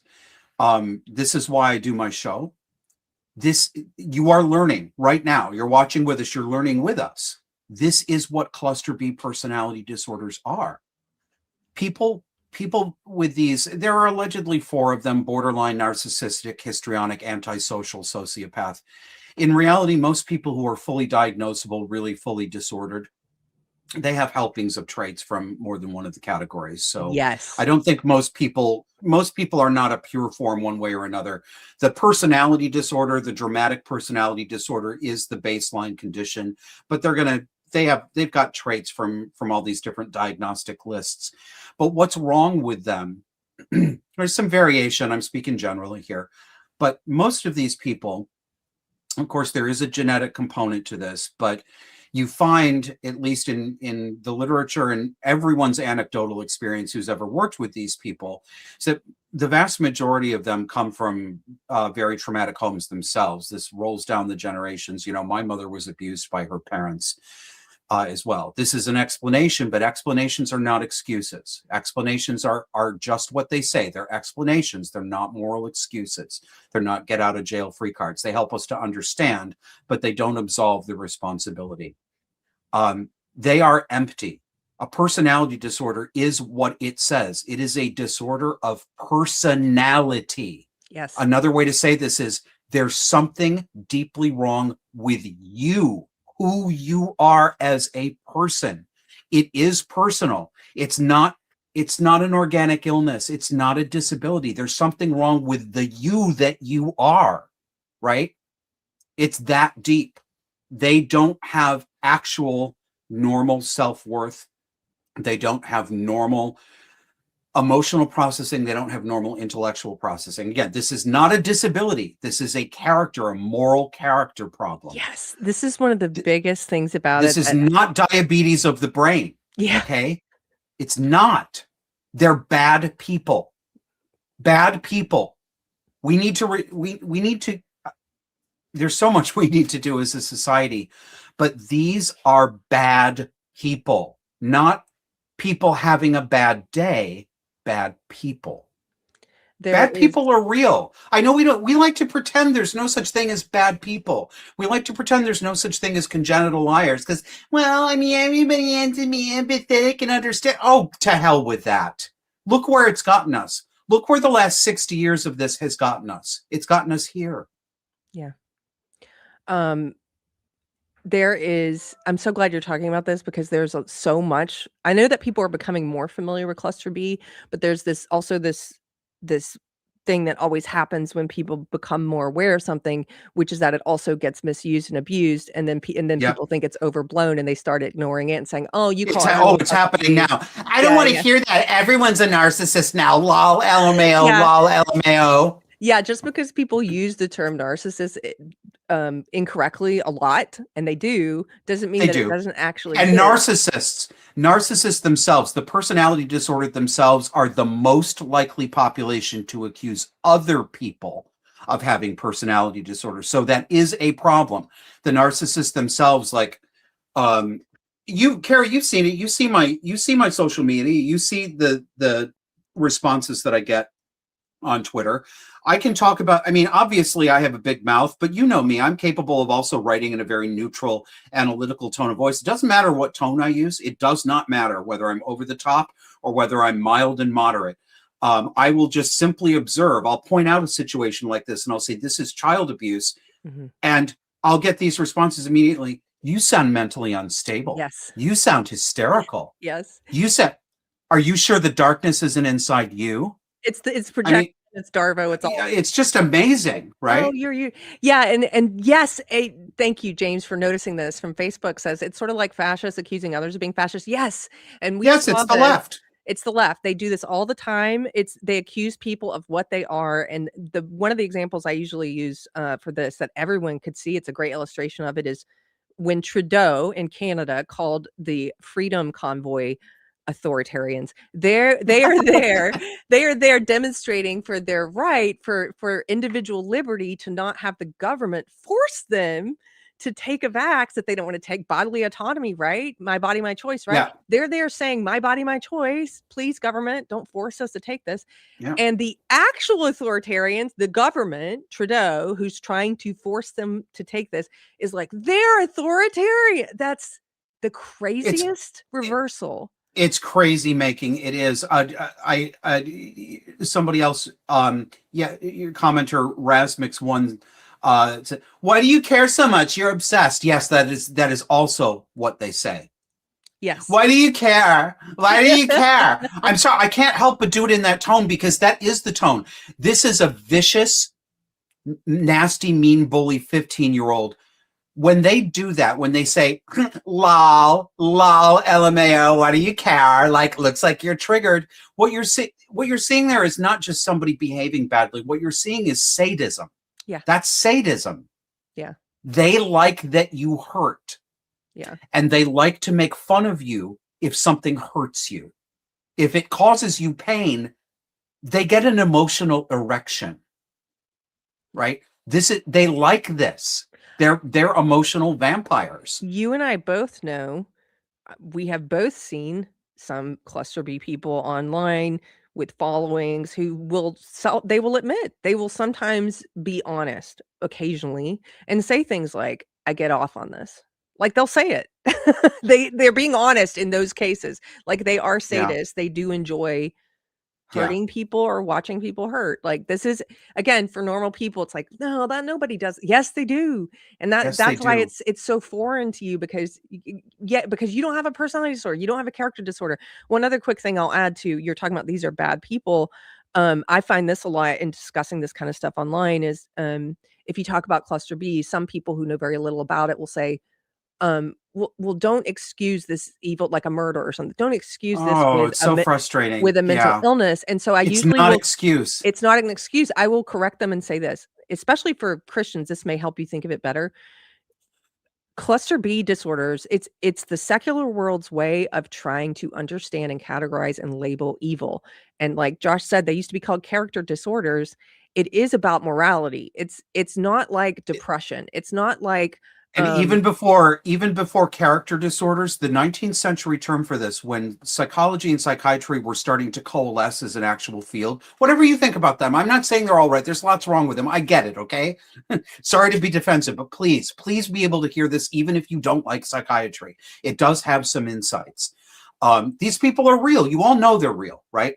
But the original term for this was moral insanity. Yes, it's a moral thing. This is a moral issue, not a medical issue.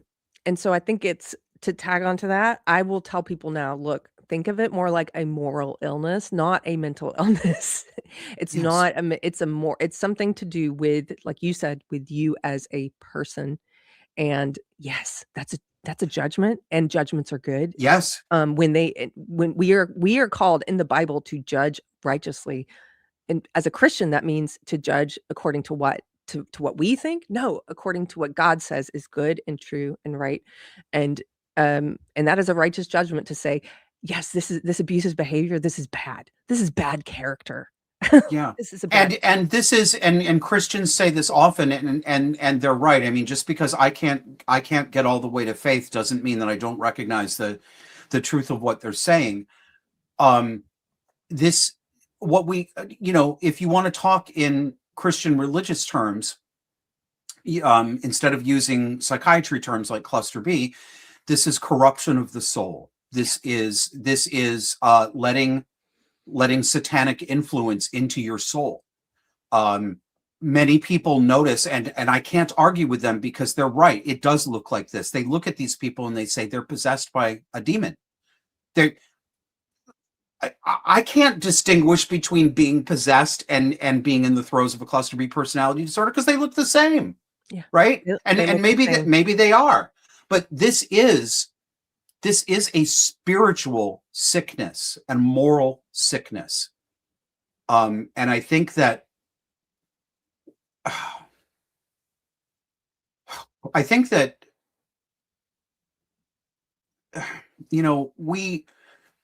think most human beings know instinctively and intuitively. We know inside us what's good and right and what is evil and wrong. We can be misled. We can be misguided. I spent the majority of my life being profoundly morally misguided about the world, being a Same. leftist and a wokey. I defended my mother. The very woman I've described to everybody on this, I used to call my mother a saint. Everything bad that ever happened, somebody did it to her. Some man abandoned her. The welfare office wasn't generous enough. I was recruited into being a simp and a flying monkey for my abusive mother. But you know what? I always knew it was wrong. I really did. I knew when I was a little kid.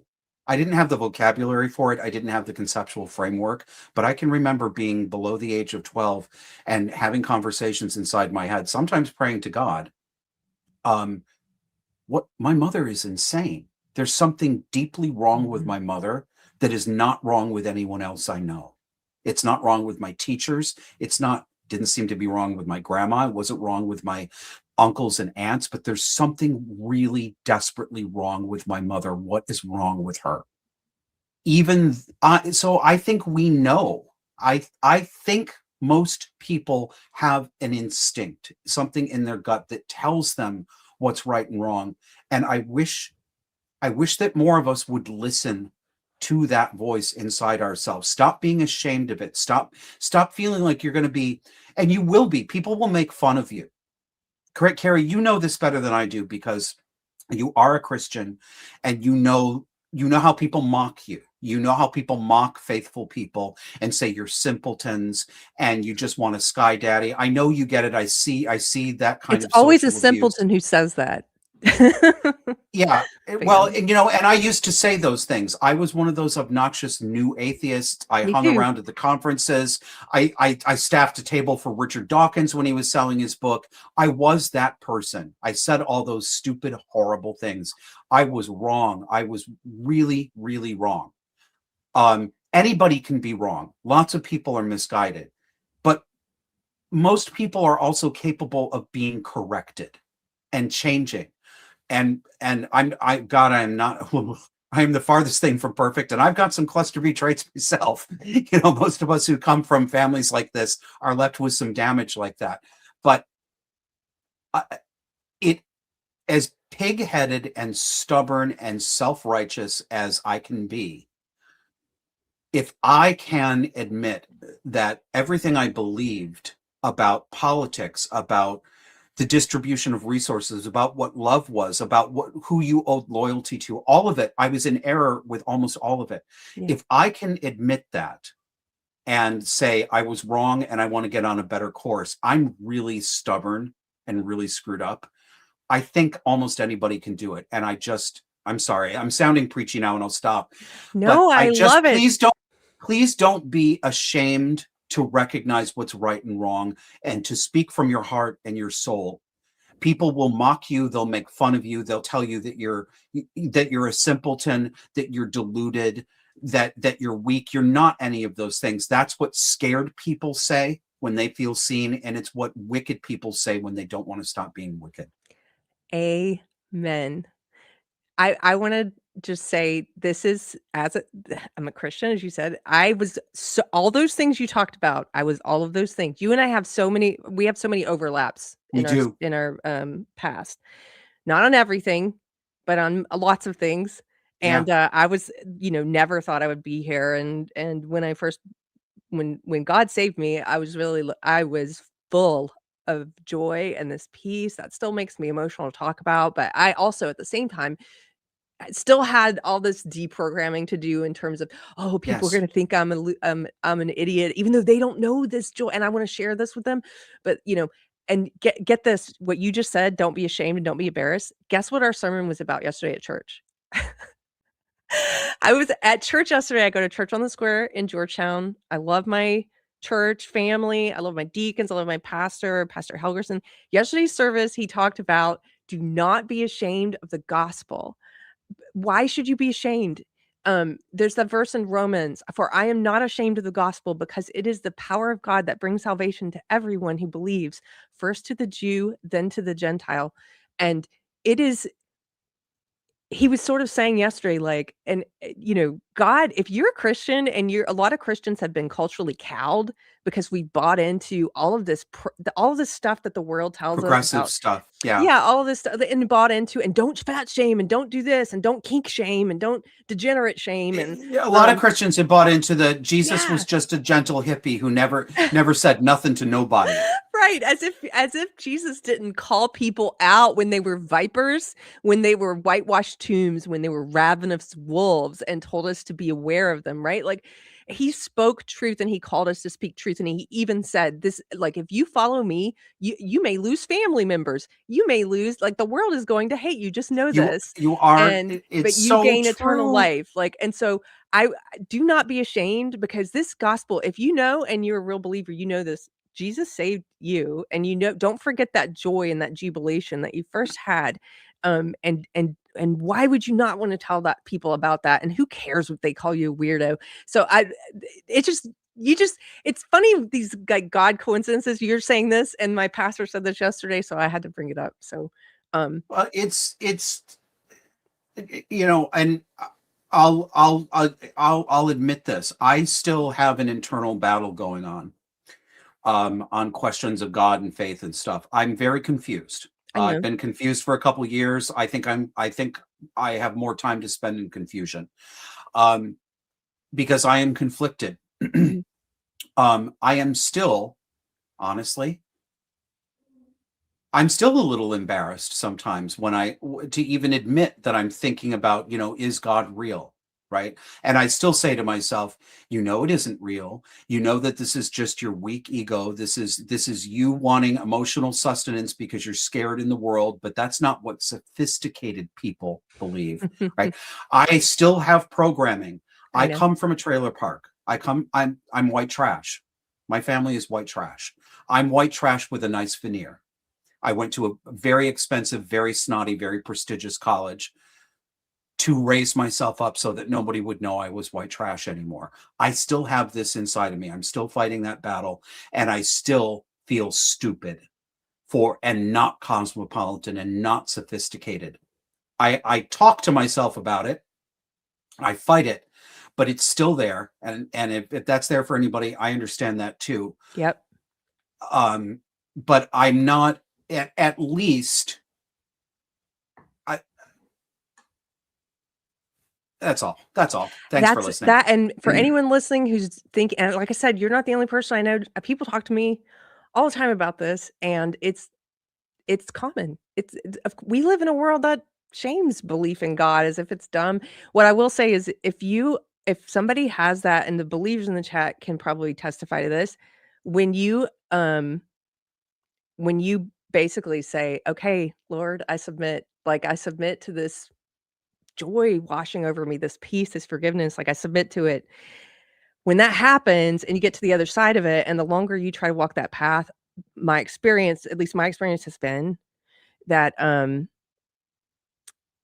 that you start, I don't mean for this to sound condescending, but I know it will, but I start to look at there are some very intelligent friends of mine who are atheists, very intelligent, smarter than me. I'm thinking of Peter Boghossian, who was very kind and had me on his show, and he even asked me about faith. He was open enough. He's the kind like you and like other Yeah. people I know he was open enough to not be threatened by talking about it, and that was awesome. But sometimes I think of it as like a stumbling block that I had, and I can see that stumbling block in others, even with their high IQ sometimes, where it's like, oh, but if you get past this stumbling block, I will say, in my experience, you start to understand a lot more. And it's like wisdom, I guess you would say. The difference between wisdom and knowledge, and it's just this sort of like, oh, you get the big picture now, because that thing that was blocking this field of vision is gone. If that makes sense. I don't know. It does make sense, but there are, again, this will sound maybe a little contradictory, but I do talk in terms of sin. Sin is something I think is real in the world. I know it's confused, guys. I know I'm inconsistent as best I can do, but pride and vanity are some of the hardest sins or negative character traits, at least for me to deal with, because pride and vanity in your intelligence, in how articulate you are, in what a good performer you are, in whatever it is, are, especially for people like us who come from such profound mistreatment in our formative years, these are defensive structures. These are personas and techniques and emotional technologies that we have crafted and honed over the years to protect us from the hurt that we experience, but also the hurt that we can continue experiencing in the world. And they're hard to get over. Yeah. I struggle with it every day. I completely understand. Hey, thanks for doing this little side tangent with me. I love it. Well, thanks. Okay, I was going to show you one more clip of this woman, but we don't have to do it now.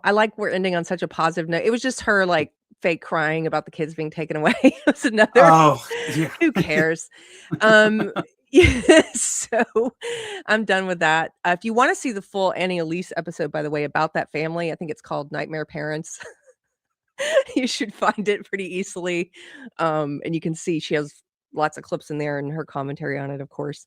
I am gonna thank a couple people, and I will say one thing also before I forget about the conversation we were just having.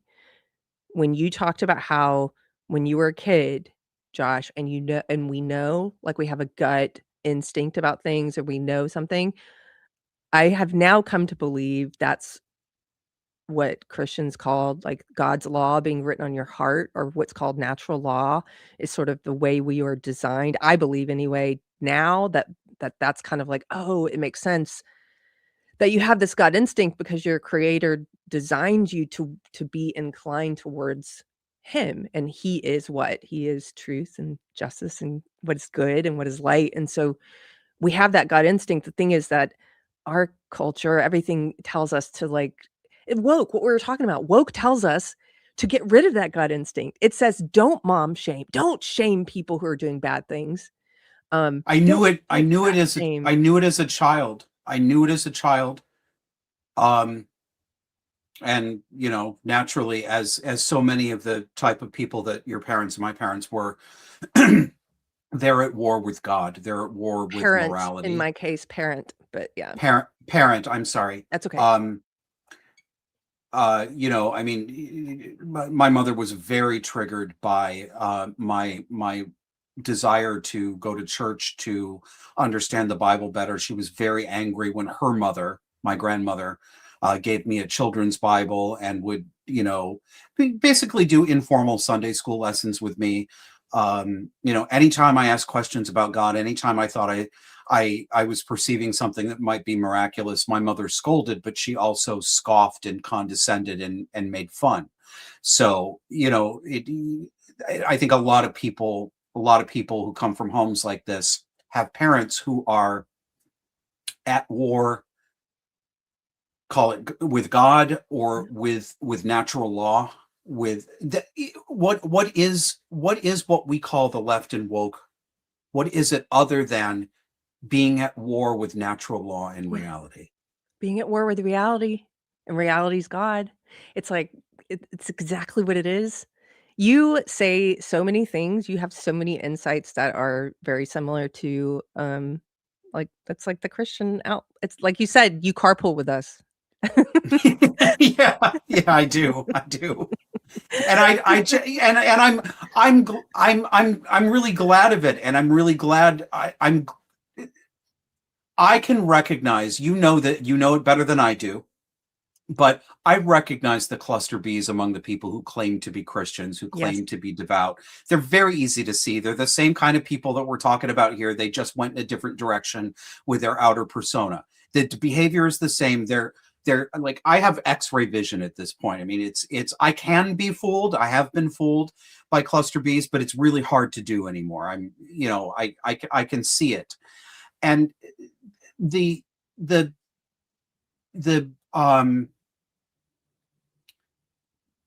that I'm really glad and grateful for how genuine most Christians I've met since I stopped being a religious bigot have been to me, and they have been. You've been one of them, Keri. There have been many other people, and I have found that I have a very difficult time trusting anybody. My trust meter is pretty much broken. I even have a hard time with people I genuinely love, and I know genuinely love me. It's another defect I'm still working through. But as far as I am able to trust people, I trust the Christians that I have met far more than the people who rail against God. I can see the difference in the way they approach the world and the way they approach other people in relationships. And I'm not saying that they're perfect, and I'm not saying that all atheists are terrible. I mean, technically, I'm an atheist too. But there's a difference. Mm-hmm. There's a difference. I love you. God bless you. That's all. Okay. Thanks. By the way, my friend Texas Sheep Lady's here. She says Josh can ride in our clown car anytime. Always. Can I drive though?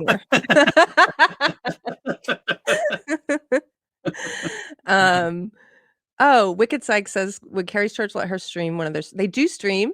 You can find them at Church on the Square in Georgetown. You can see all of my pastor's sermons.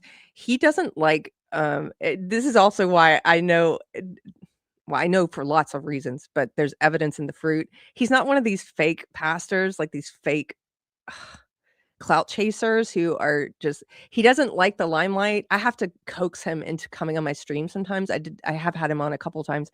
But he doesn't have like one of these like clickbait, drama bait Twitter accounts or whatever. He hates Twitter. He forces himself to use it sometimes.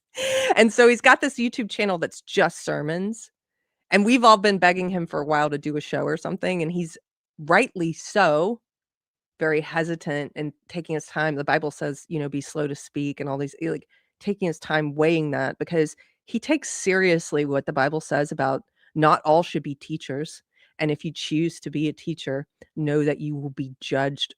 Like there will be greater judgment for you it's a higher bar that God expects for you because you have that responsibility of a flock that you're leading.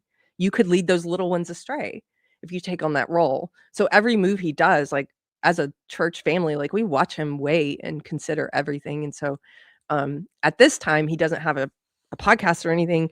He has all of his sermons online. His name's Bradley Helgerson, and you can go find him there. I will always plug my church. Okay. Can we read? Do you have time to stick around for some of these to read? Sure. Okay. Legalize Adulthood for $100, very generous super chat. Thank you. Yeah, it's very generous. Said, sorry, I can't watch this whole video because the topic disturbs me. I totally understand. My mom recently passed away at 96 years old.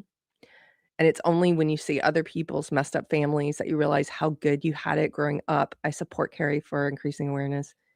Yeah, if you had a great mom, like, don't take it for granted.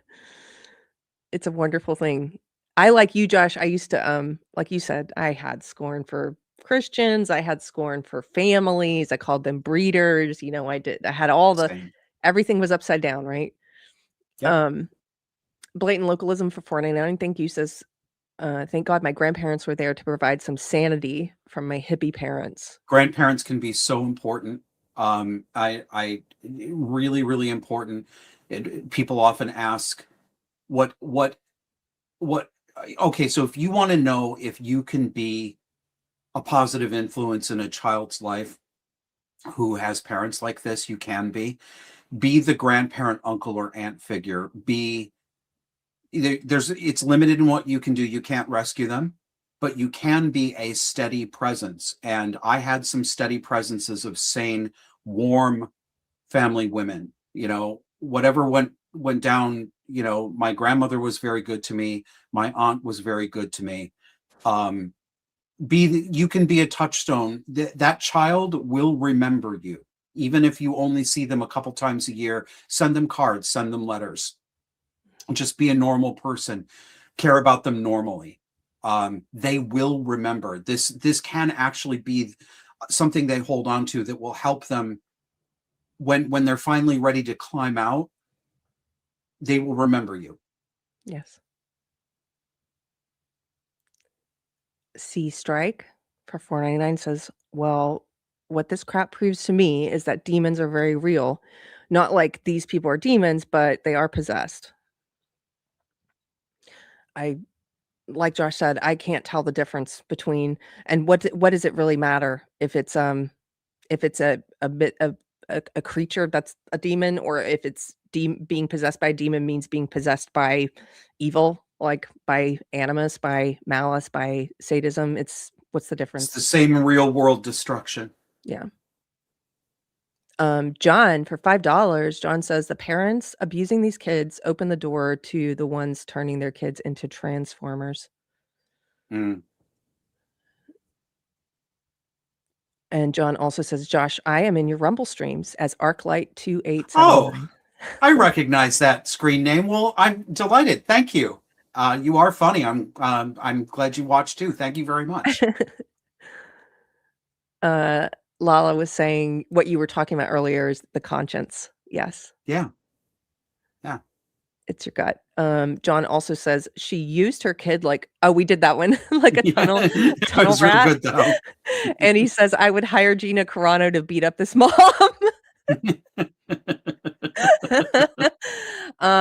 Kevin, I will. Kevin Hill says, give Josh $5 for gas. Hi, Kevin. To free clinic. I got to give Kevin a shout out. Sorry, I'm going to embarrass you, Kevin, but what a kind guy he is. He actually shipped me a weighted blanket. If you guys have never heard of those before, they're blankets that have weight in them so that they press down on you. They're very comforting, like really comforting, especially for people who have anxiety and PTSD problems like I do. That thing is on my bed, and oh boy, is it great. So thank you, Kevin. Kevin, you're a good guy. They are really great for that. They make them for dogs now, by the way. If your dog, especially if you have a dog who's afraid of thunder, they call them thunder blankets. Oh yeah, because they calm dogs who get freaked out by the loud noise, the fireworks and the thunder. Yeah. Kevin also says one of the grossest things in modernity is believing that nice is a character trait and not a personality trait.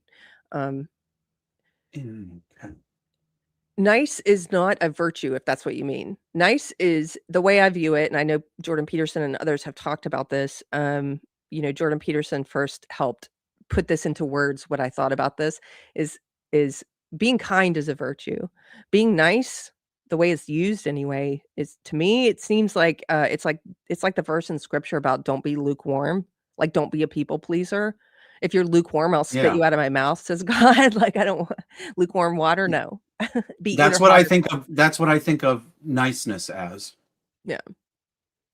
And then Good Grief was asking, is your husband a Christian? It's hard when your spouse is an atheist. It is hard. He's not. Thank God. He's here. This is my husband, Anthony Music.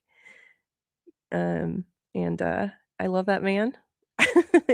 Okay, I think I got all the super chats. There were a couple of other Brahma Bull was here. Get up for Brahma Bull. I was mentioning shows I love and watch. He has one of the best political shows. It's called The Bullpen. It's every Sunday night. I love Brahma Bull. And he says shaming only works on those that have moral guardrails and a code of ethics that they live by. That's true, but you know what? Okay, so and that means, of course, that there are people who don't have any shame, so shaming doesn't work on them. But you know what does work? Hard consequences. The law. If shame doesn't work, the law does. They must be physically corralled, physically removed from society, and confined. This is why, Josh, by the way, this is why I ultimately, when I left the left, when I left woke, there were all these people telling me, oh, you're probably this or you're probably that. You sound like a libertarian. You sound like ANCAP. You sound like conservative, whatever. And I was really kind of like, well, I'm going to take my time. I don't want to just like put a new label on myself. I'm just out in the wilderness, right? And so I'm just a child of God. That's all I know.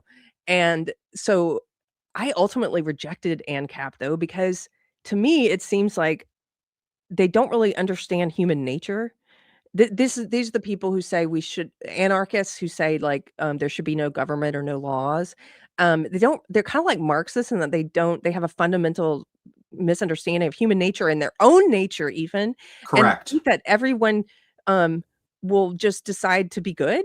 And like the law, like you said, it exists for people with no shame who are evil, who, if there were not a law against it, would do, like you said, harm their kid in further ways or do, that's why the law exists. Sorry, I'm preaching now. Okay. WG, what's up, WG? Thanks for the kind super chat. For $100 says use this for ice cream, which is proof God loves us. So are tamales. I'm going to get some tamales with it also. Oh, that sounds good. Especially in cold Vermont. Okay, you sat through this whole stream. We had dark content. I want to show you a funny video, and we'll end it with this funny video. Okay. You may or may not have seen this. It's not related to the topic, although it is TikTok. Okay. And it is topical, just not this topic. Okay, here we go. I hope you haven't seen this, and I get to show you. Have you seen this guy talking about ice? I don't think so. So we'll be fine. And then you remember your mother-in-law came into this country illegally. And then you start to worry. What's going to happen to that woman who lives at 464 King David Street, apartment B?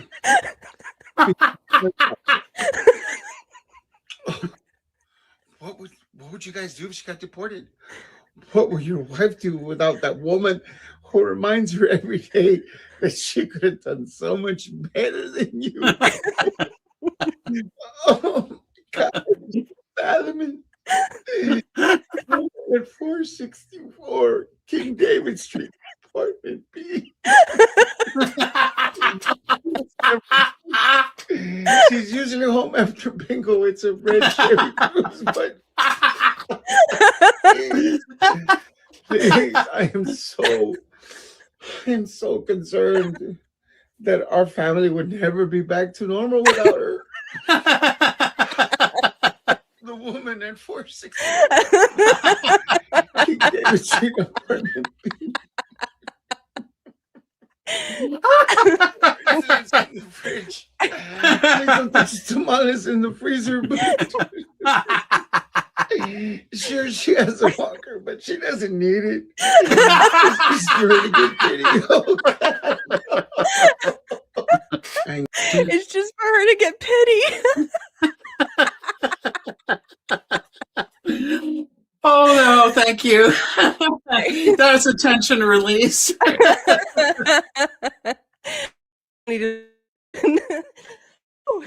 Oh man. Mr. Slocum, thank you for being just everything that you do for your show, for well, and thank you for doing what you do, and then for inviting me on to do it with you, Keri. I appreciate it. And then I think I'm having a hard time hearing you. I think somebody's internet got a little wonky. Maybe it's mine, maybe it's yours, but cool. Well, thanks for having me on the show. Can you hear me now? I can hear you now. Tell people one more time where they can find you online, and then we'll say goodbye to all these fine people. Okay, my show is called Disaffected. I make it with my business partner and friend Kevin Hurley, the producer. Disaffected runs Sunday nights at 9 p.m. on YouTube, Rumble, and Twitter/X. We also do a live stream on Thursdays at 6 p.m. Eastern Time. And I also offer coaching and consulting, 1-hour private confidential sessions with people who have these issues in their lives, whether it's family, coworkers, church members, whatever. So if you could use an ear to talk to of somebody who has been through this and understands it and can help you think through your options without judging you, without telling you that you're crazy, check me out. My site is joshuaslocum.net.